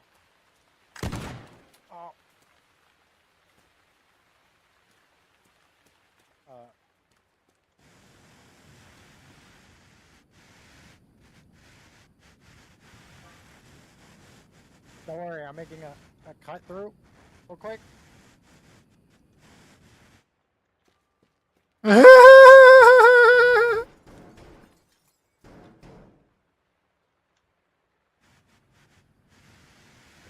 I'll be there in a second.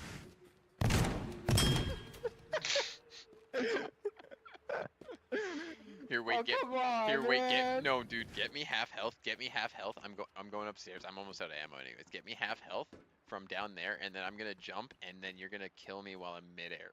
Just don't miss. Okay.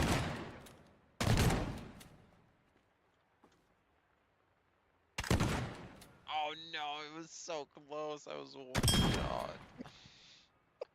That probably would have looked hilarious. Wait.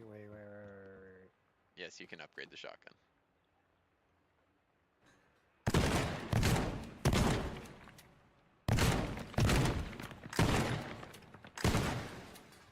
I'm not gonna spend too much. I upgraded the fuck out of it. You obviously know that. Yeah. Well, what do we do next? If it's not criminal, I don't know what is. Can you help me acquire these 2 gems? I was going for a trick shot, dude. Come on. Oh, what happened to the stairs? I don't know. I think we got all the valuables, right? If that makes any sense? There'll probably be more.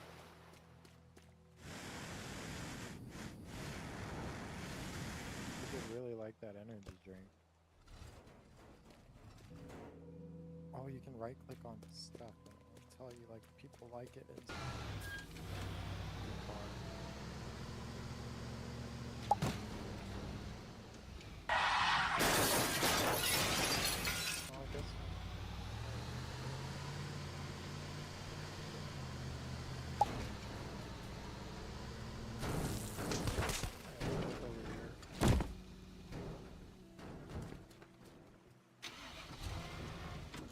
This is like GTA, but Roblox. What's your people?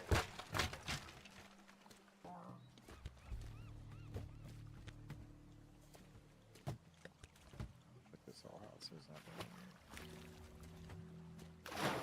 Oh, there's shit on the fucking table. I got it. Clean the table. Oh, you got it.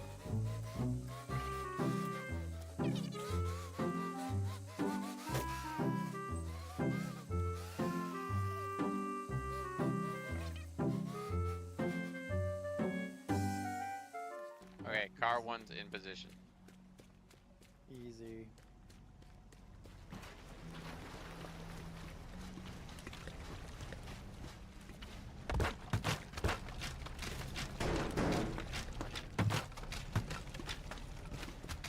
Alright, just let me know when. Well, where's the other side objective? There's 2 side objectives.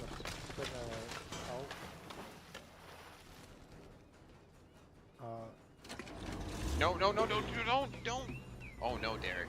No, Derek, you didn't even save our progress. Oh, that's fine.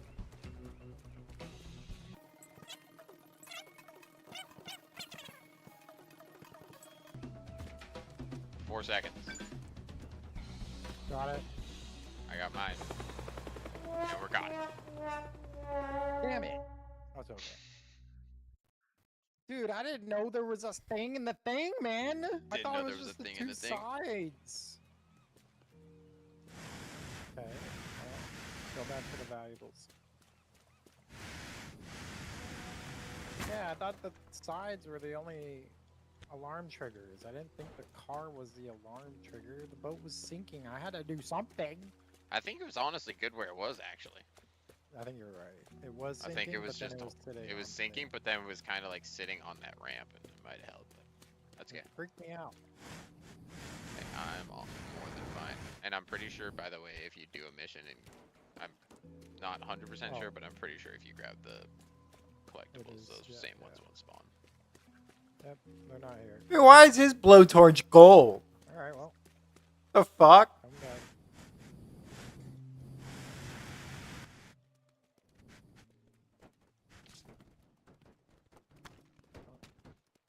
out here.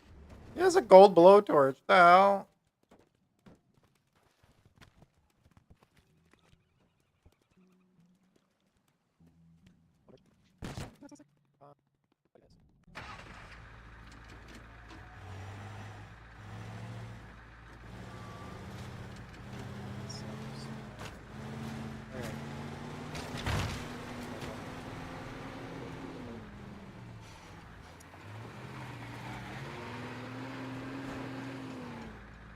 Yeah, so as throughout the mission, not that we have to do it a bunch, but any means, but like throughout the mission, just once in a while, just hit like a quick save kind of thing.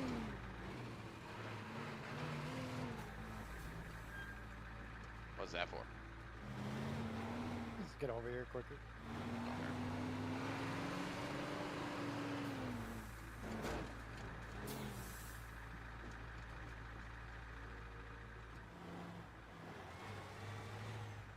Let's see this stupid liar inside. That's so funny. Roll it again. It's actually, if you're trying to like not hit the boat on anything, it's pretty tough.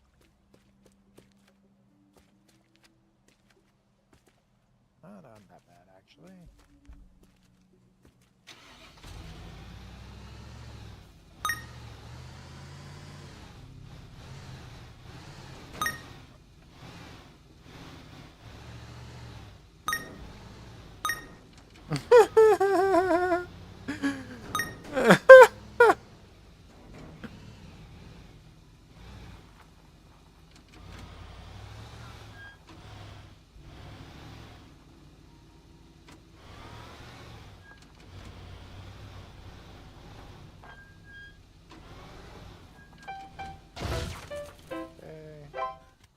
I am ready on my side objective.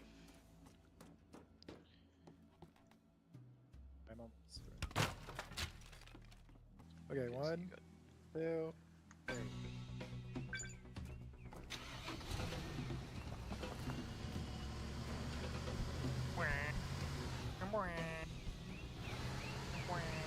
You get that, I get this. Because you're closer. On the farm thing. Got it.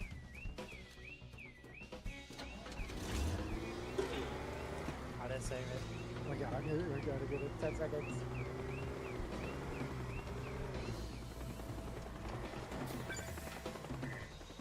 Nice. Let's go. Let's go.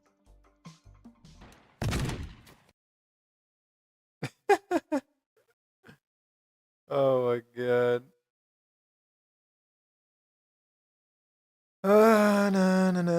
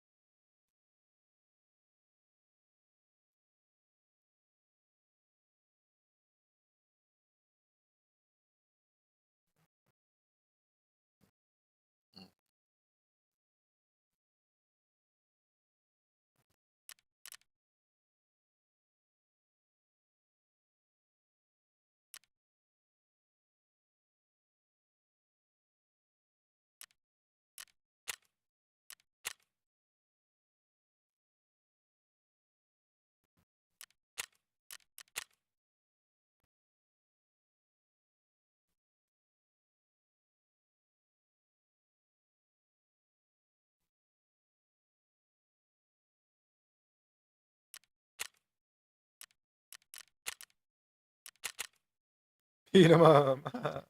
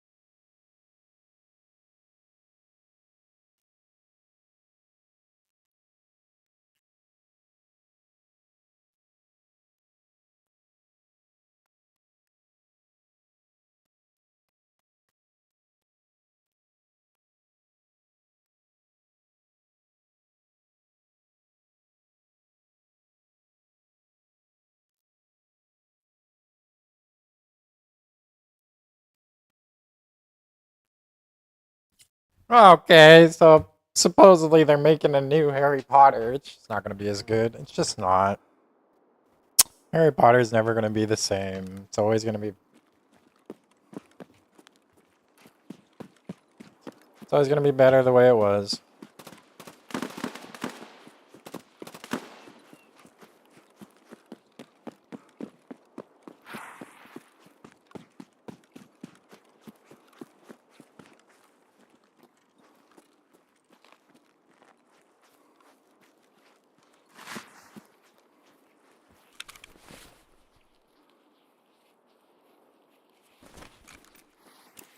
There they are, fuckers.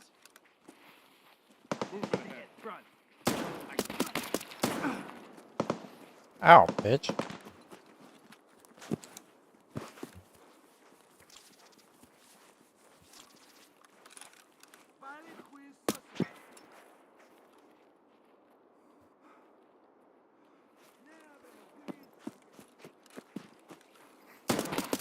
Catch this, you bitch! Drag out! Jeremy Frey! Take this, you motherfucker!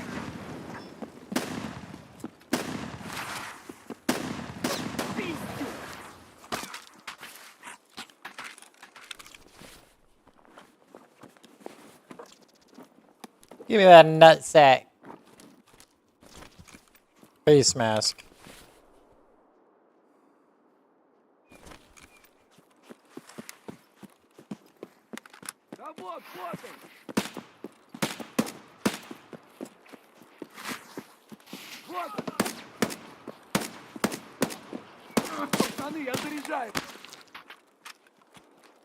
Bitch.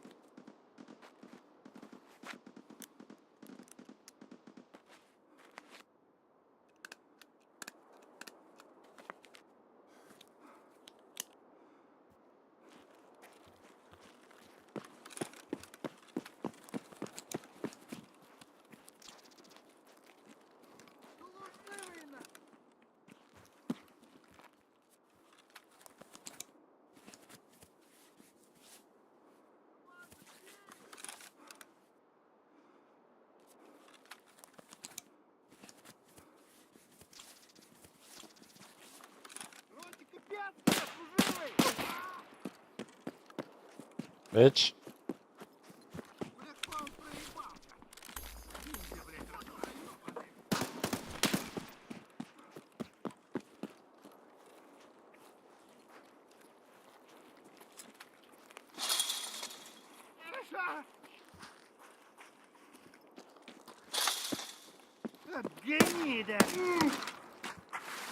Bitch.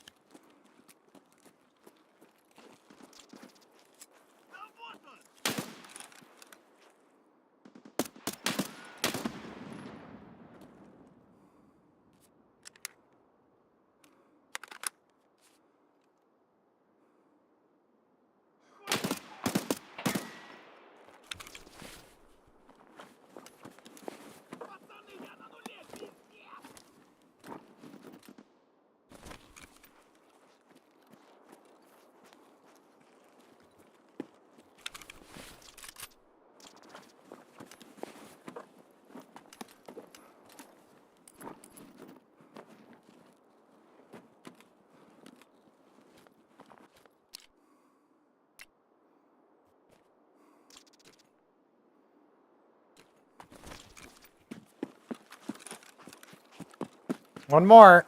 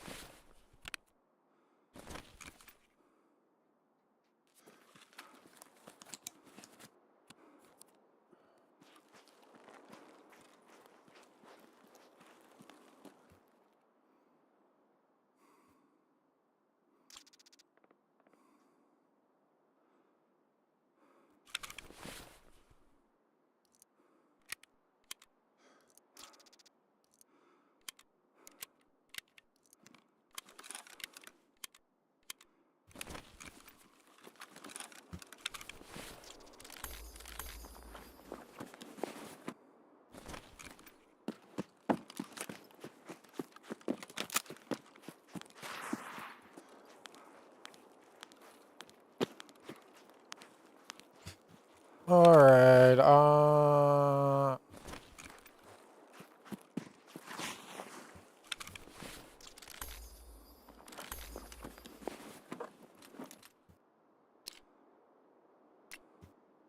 Ooh.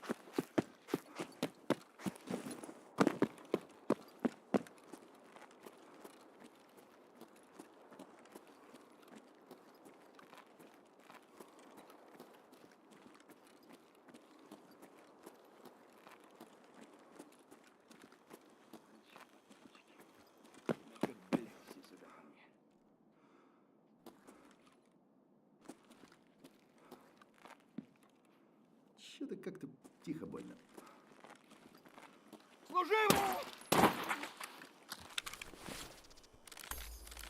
Thank you, sir. What the hell?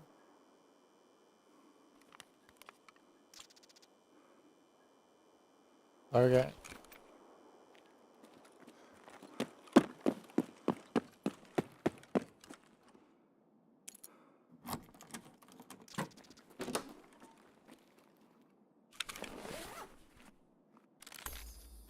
What?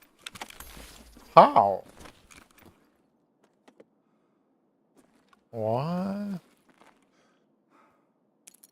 They can steal shit through the walls. Yep, they've been stealing shit through the walls.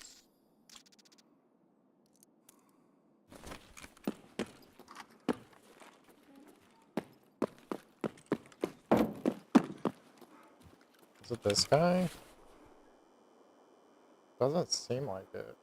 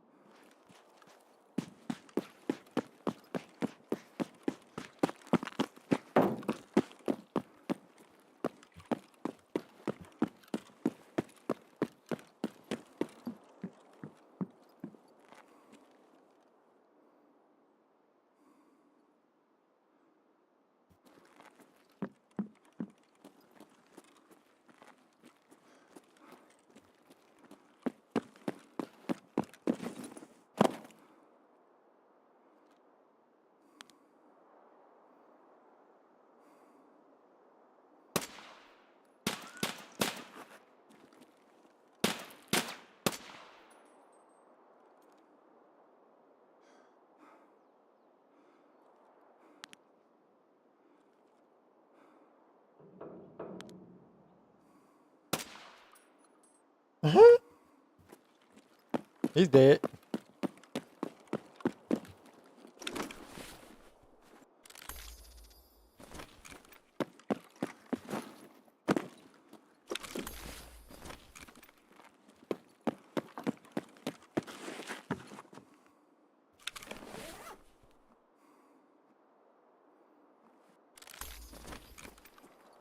Bomb, bomb, bomb, bomb.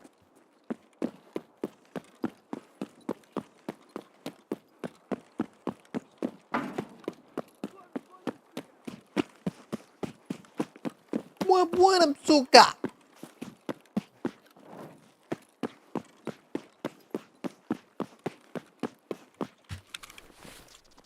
What you got, homie? Give me what you got, homie. Yeah, give me all that. Give me all that.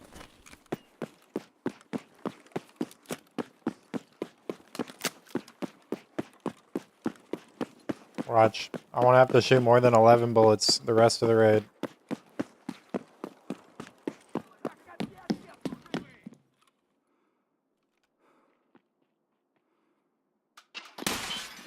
Oh, it's the homies. The homies with paintball guns. Did I just kill him? That's funny.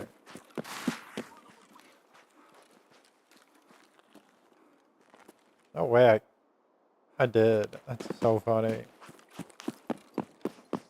The homies with paintball guns. Never mind, they got blickies. gonna need that. Give me all that.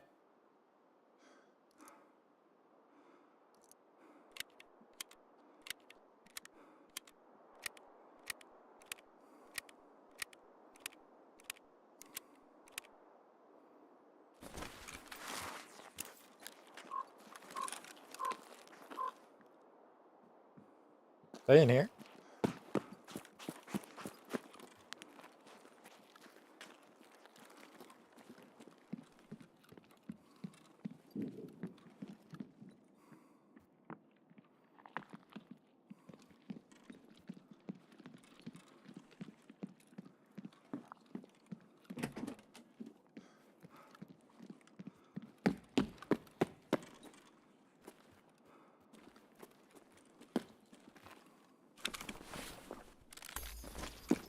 Or is that a TSH? Hold on. No. Where the hell are these motherfuckers?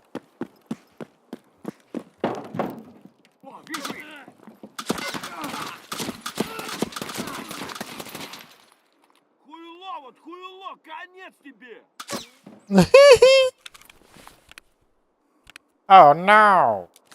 They have toy guns. What am I gonna do?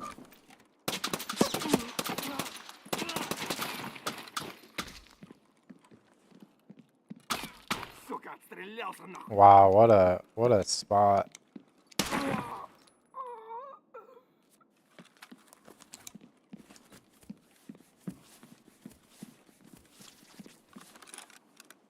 What's up, homies? Y'all did a fine job defending yourselves with your toy guns.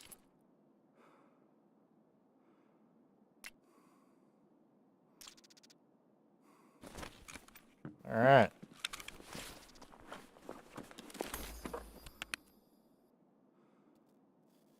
Boom, boom.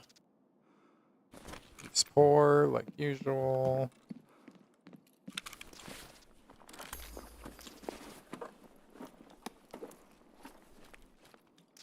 Some water never hurt.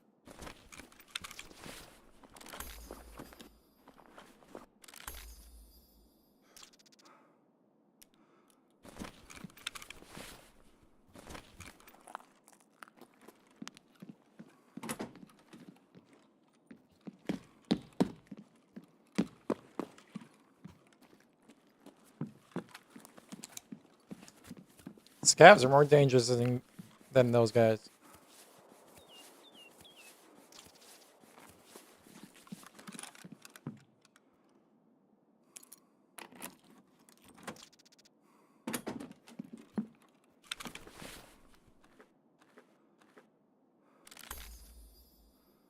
Damn it.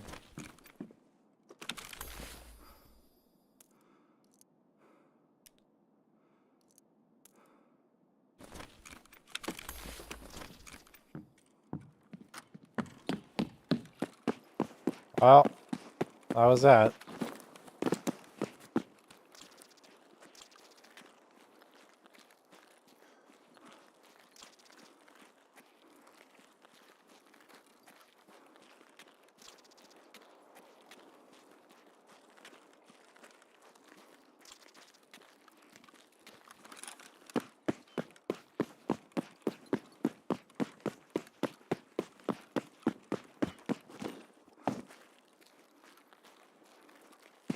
Anything else?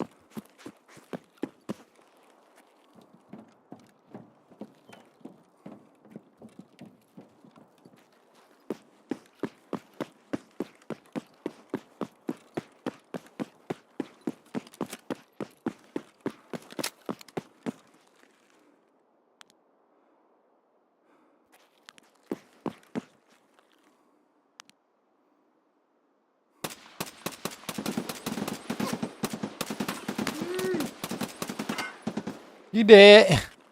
He did.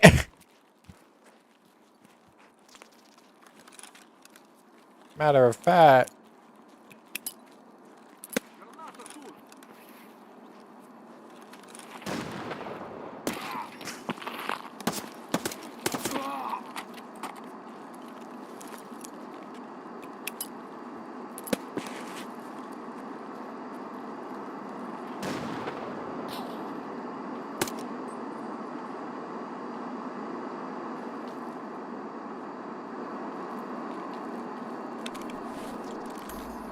What the fuck?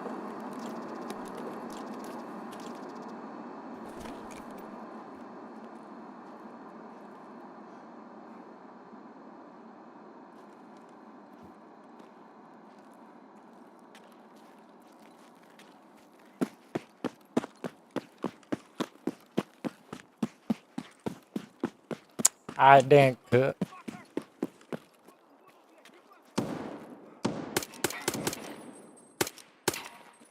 Through the fence. What do you want? Fuck out of here. Through the metal barricade. Look at that. Shot him right through it. Bink, bink. What you gonna do with that Uzi? What you gonna do with that, what you gonna do with all that junk? All that junk inside your trunk?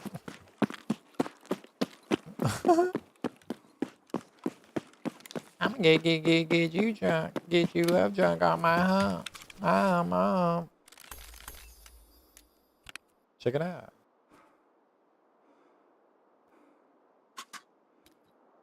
No, I don't need that.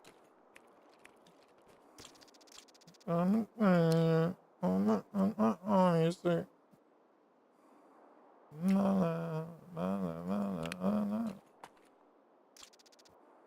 They both had arms? Oh my god, bro. Y'all need to get a life. What's the other one?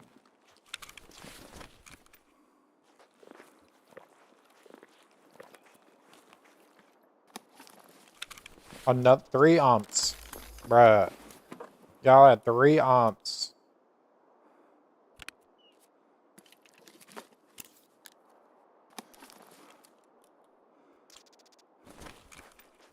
Anyways. No CMS. Guess I'm gonna live and suffer with a black arm.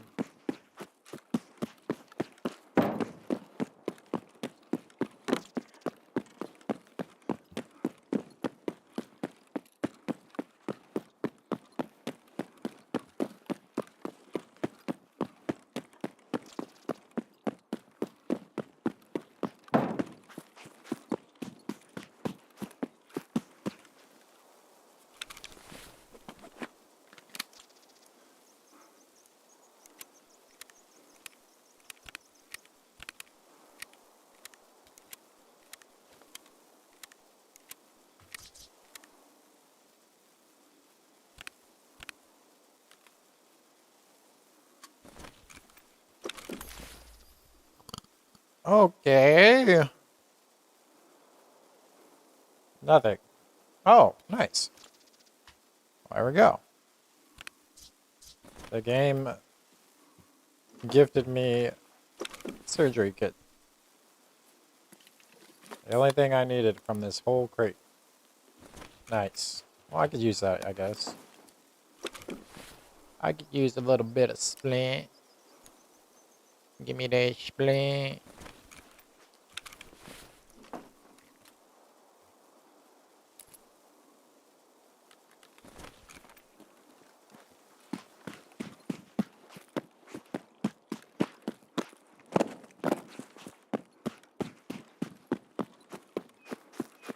Ugh. Ugh.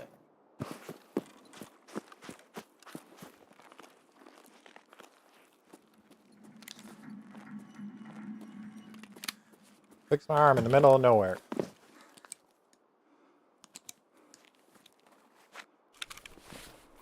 I got my head hit. Probably by the blickies. My face was shot by the blicky.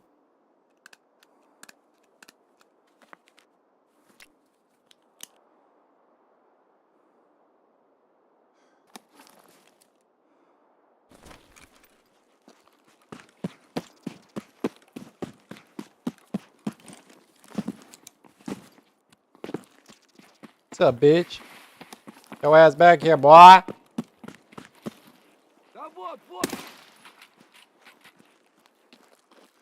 What were you saying? What were you calling me? Bitch ass motherfucker. Now your shit gone and you dead.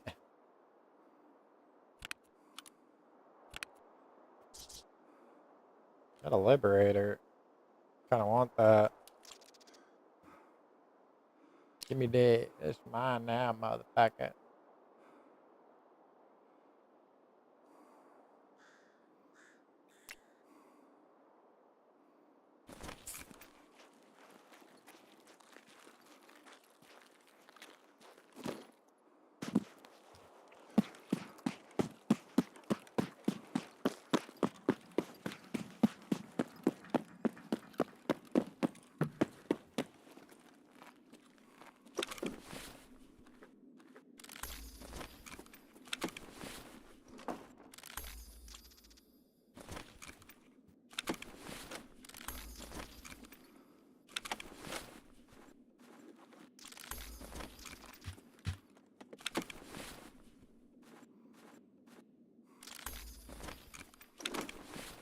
Why was I bleeding for a second?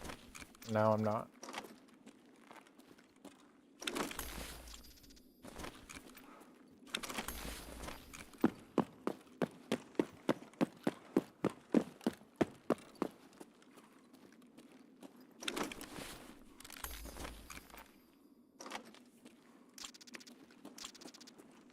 Especially we.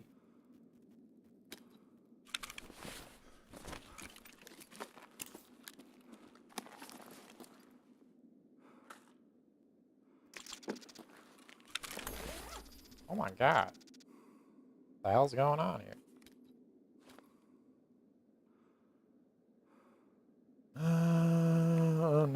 No.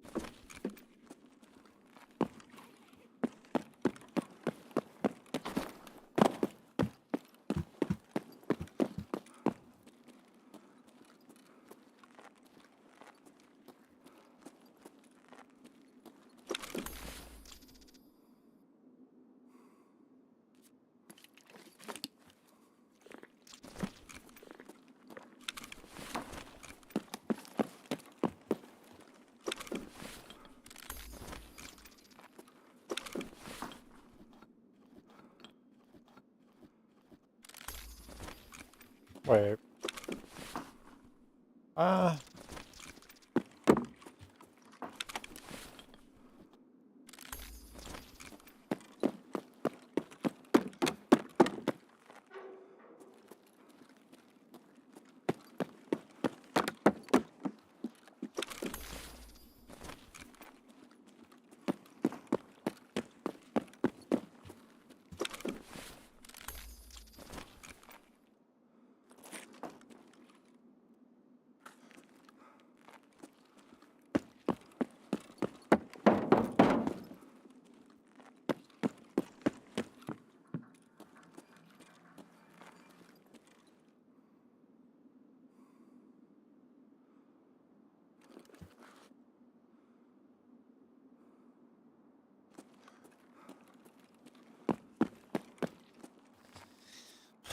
When it's an apocalypse and you're the only person outside.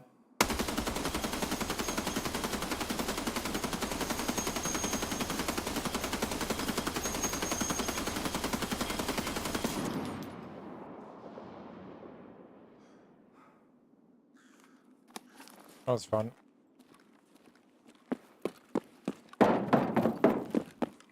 Oh look, another one!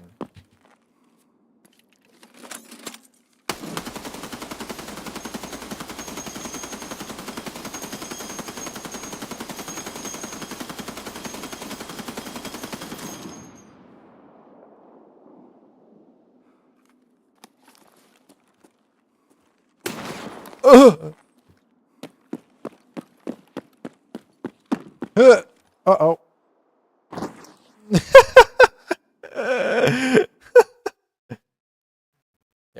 Do I care? No, I don't.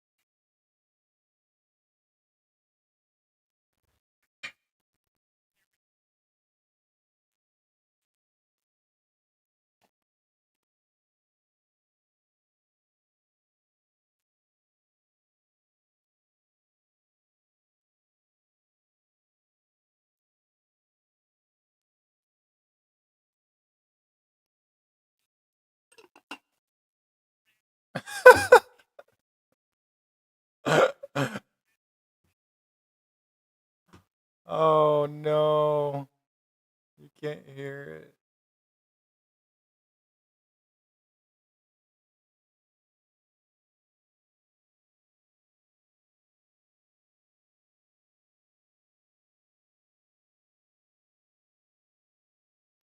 They either have to love it in order to hate trans people, or they have to hate better than the trailer. Maybe it's good. It's a possibility. Yeah. I know I'm biased.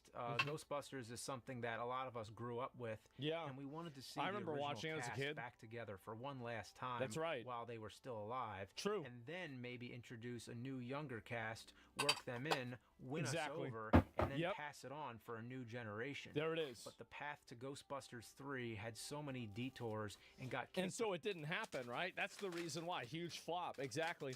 And so you have this happen, and now it's just like the problem with Harry Potter is that you have a lot of people that are like, okay, well, they're big fans of it. This is the miscast of Snape. Listen to this.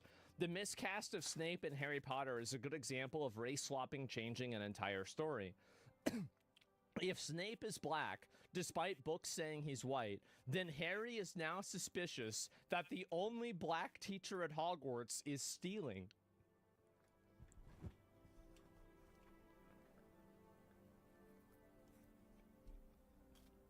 What? Oh no! And his dad bullied a black kid by hanging him. This seems like a major story change to introduce the idea of racism, and it strays from the source material. It's weird, man. It's so fucking weird. So, yes, the dark, yes. Do you want to learn about defense of the dark arts, Harry Potter? I mean, and this is it. Oh, Professor Snape might be stealing things. Oh, my dad played a trick on him where he hung Professor Snape from a tree.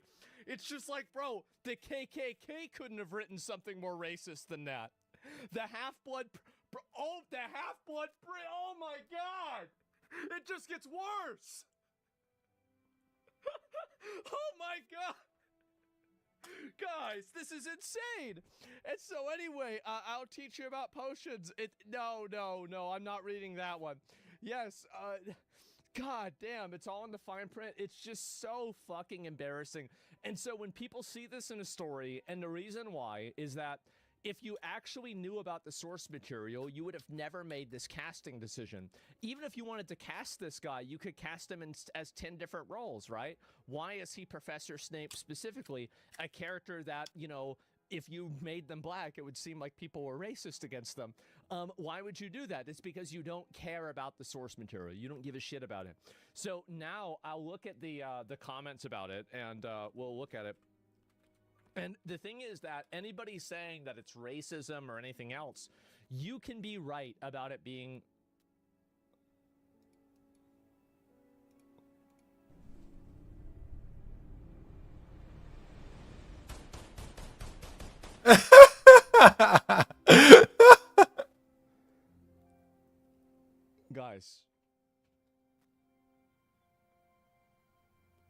Guys, they don't have guns over there, okay?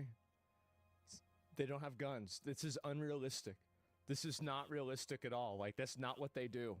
Okay, like, I don't know what you guys are thinking. Yeah, this is Hogwarts isn't in America, okay? So anyway, let's go back and look at the other ones here. New exclusive look. What is this? Yo asses. In these anti-racism classes, my ass will attempt to penetrate yo ass's mind. Thank God you said mind. Should my ass find any memories that reveals yo ass to be a racist, we'll be sending yo ass to Azkaban prison, you feel me? Now, any questions yo ass want to ask? I do have one, actually. How is it that you can evidently pronounce arse correctly, but you're incapable of pronouncing arse, which is basically the same word, but with a curse sound Oh, at the no. end? Another word that ends in cuz, motherfucker, Protego yo ass. Okay, I think that's a good place to stop. And so anyway, wow. And Harry Potter, oh, is this Harry Potter? You know what? Actually, I think the remake isn't that bad. Yeah, Harry Potter, the new one might be pretty good, actually. And Persia, it's fucking brilliant. Yeah, wow, guys. And send me the Hogwarts, exactly. And anyway, reminder, Harry Potter series will cause harm. A reminder, so this is the funniest thing about this. So you have basically, this is the worst. This is the worst situation for a bigoted racist person to be in. The Harry Potter show, it creates one of the largest and the biggest paradoxes that you could possibly have. You're truly between a rock and a hard place, because you can boycott the Harry Potter show because there's black people in it, or you can support it because it supports J.K. Rowling, and J.K. Rowling wants to take away trans rights. So which group do you hate more, black people or trans people?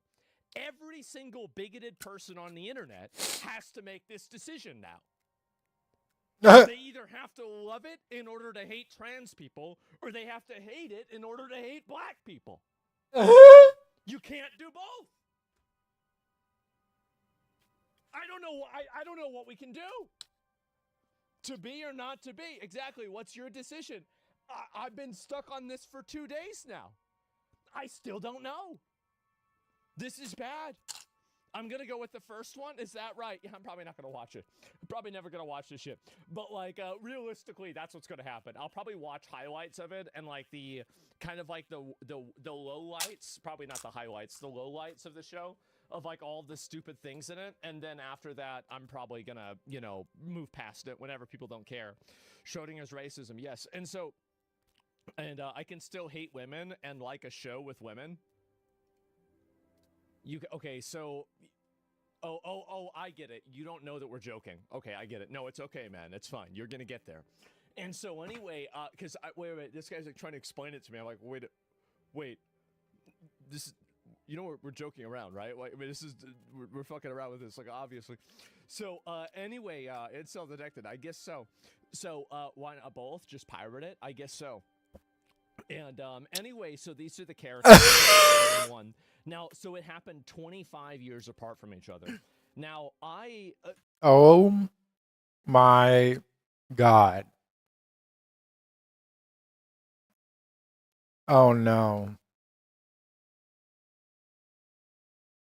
Oh no. Like, this is a thing for me. Like, as a, you know, like I'm like the same age as them, right? Like, I think they were like, you know, between like 10 and like 13 or something like that. And like I was, you know, 11 in 2001, right? Or 10 or 11. And so you know, I had that happen, and I love these movies, and, you know, I grew up with the movies, and it was amazing.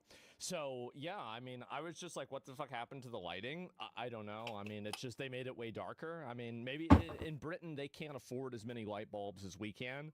And they have like this thing where basically they don't want to show a lot of light in Britain because that would make people buy light bulbs, and then light bulbs will create global warming. So we don't want to have that happen. So anyway, let's go back. I'll look at these here. Draco Malfoy. That's Malfoy? What the fuck? And is Malfoy a looks maxer? Are they gonna do that? And what Twitter doesn't even realize, Harry Potter show is a combination of big factors. I just feel like, again, I don't really see people that are that. Like Harry Potter and Harry and Snape and the interactions in the book, Harry and Snape interactions in the HBO show. I'm not gonna. I know what he says. I know what he says. We don't need to see it. And play it? No, we're not gonna play that one. That's a big one. So anyway, yeah, hard pass on watching the Harry Potter show on HBO. J.K. Rowling can get bent. So you have a situation where you have, and I saw somebody that wrote this. So this is another Twitter individual, right? So I made a reply. So this person said, if you watch and support this, you are funding trans genocide globally, by the way. So if you watch Harry Potter, you're funding trans genocide. Right. And so anyway, do you guys notice something here? I made a comment on this, but there are no comments to be seen. Do you want to know one of the reasons why? It's because I replied to this, and I think that they hid my comment. So not being able to use the woman's restroom isn't genocide. Not only do you delegitimize real genocides that have happened, but you also train people to ignore trans issues by making ridiculous comparisons. So this person very clearly blocked me. I think they've now blocked me. Look at this here. The author has blocked you, so you can't perform this action. So I made this reply, and they had to block me because of this. And it's pretty sad, but, you know, that's the reason why, is because they have to. Yeah, Mudblood? Ooh, I don't like the sound of that anymore. That's like saying paying for groceries is supporting child slave labor? Yeah, exactly, right? It's ridiculous. They hate facts. What do you expect? I guess so. But anyway, it's like the amount of people that are like going crazy about this. I think that this Harry Potter show has definitely hit the worst of both worlds, is that it's alienated people that are like kind of anti-woke because you're doing race swaps on the main characters.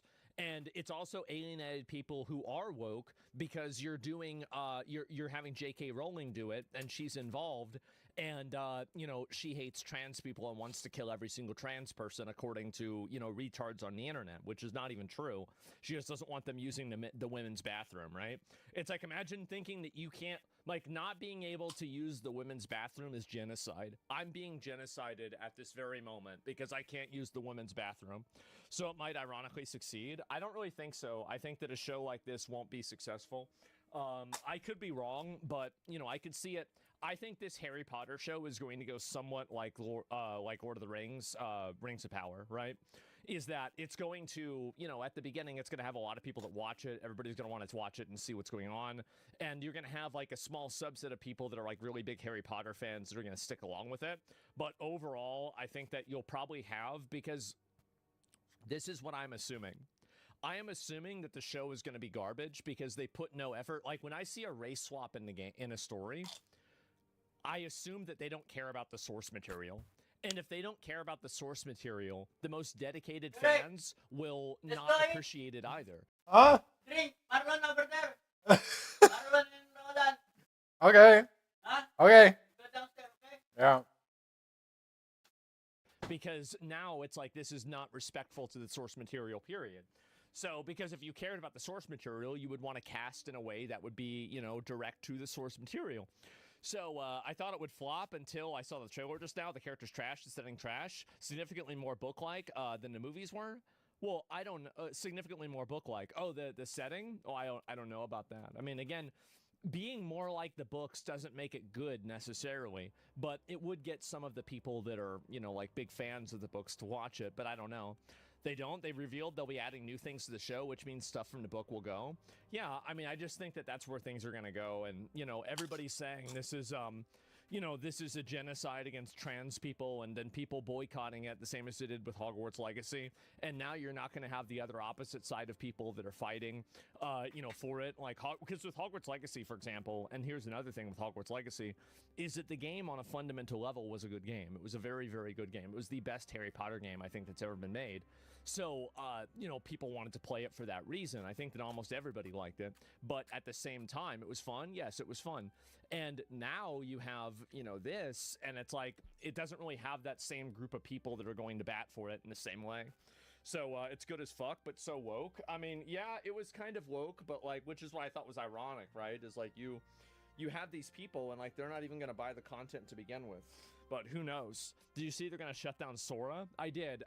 The reason why they're shutting down Sora is because Sam Altman is Jewish and he wants to help Israel by removing Iran's ability to show that they're destroying Israel with Sora because they're AI generating videos. That's the reason why they're getting rid of Sora. This is like a 3-dimensional, 4-dimensional chess play by Sam Altman to make sure that Israel wins the war against Iran. So you guys didn't know this. It's the Jews again? Oh, I mean, yeah, of course it is, right? Everything is them. And did you see the layoffs at Fortnite? I did. That was like 2 days ago. I was live whenever that happened. They used Gemini. Well, you know what I've started doing? I've started using Gemini to test if I'm able to get, I've started using it to see how good it is. So, map of all the bears in Crimson Desert. Defense or damage reduction for Abyskier. Best place to farm bear gallbladder. And so I've been using it like this just to see if it would work. Yeah, I have been. And I'm like, well, maybe it will. Jim said it's wrong so many times. It was wrong, like, I'd say 50% of the time, right? It was. And you see the Xbox showcase? No, I didn't even hear about that. I had no idea about it at all. Why can't the creators come up with some interesting lore to put history, like scholars and architects and the materials that Hogwarts studies, and teaches the students to make them black? Why do they need to change white people specifically? Well, because they want to remove white people from stories. The people that get involved in these in like the screencasting and the typecasting, they want to do it explicitly to remove white representation and to reframe white representation into being a bad thing and to characters that are white looking like they're bad people. That's the reason why. That's why every single time that they race swap a character, it's never one of the bad characters. It's always one of the good characters. Have you guys noticed that? So this is the reason, like, once you start to understand this, then it makes perfect sense. The people that are doing that are racist, and they want to use media to perpetuate anti-right racism. That's the reason why.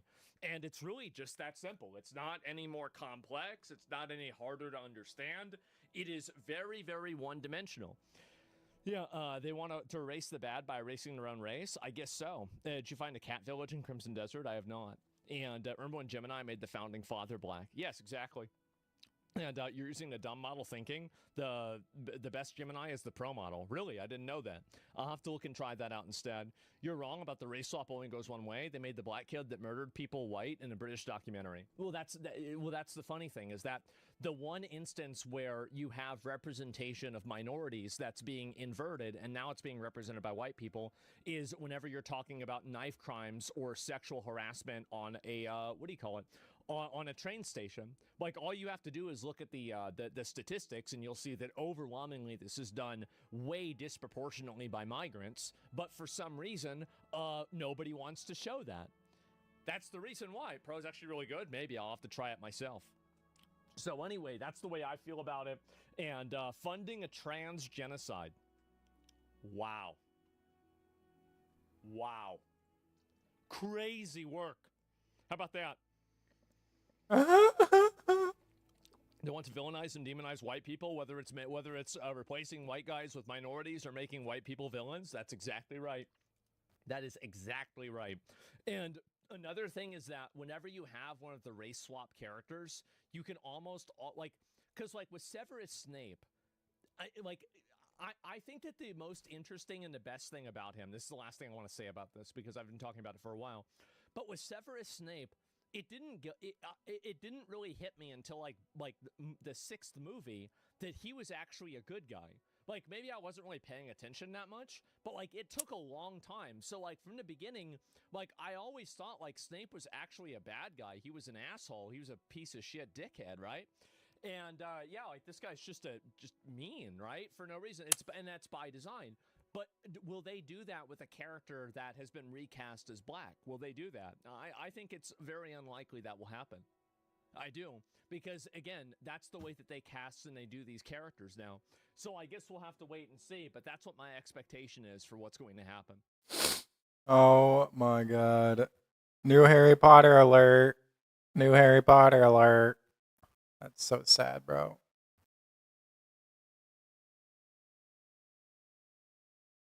It's actually sad. All right. I'll be on later.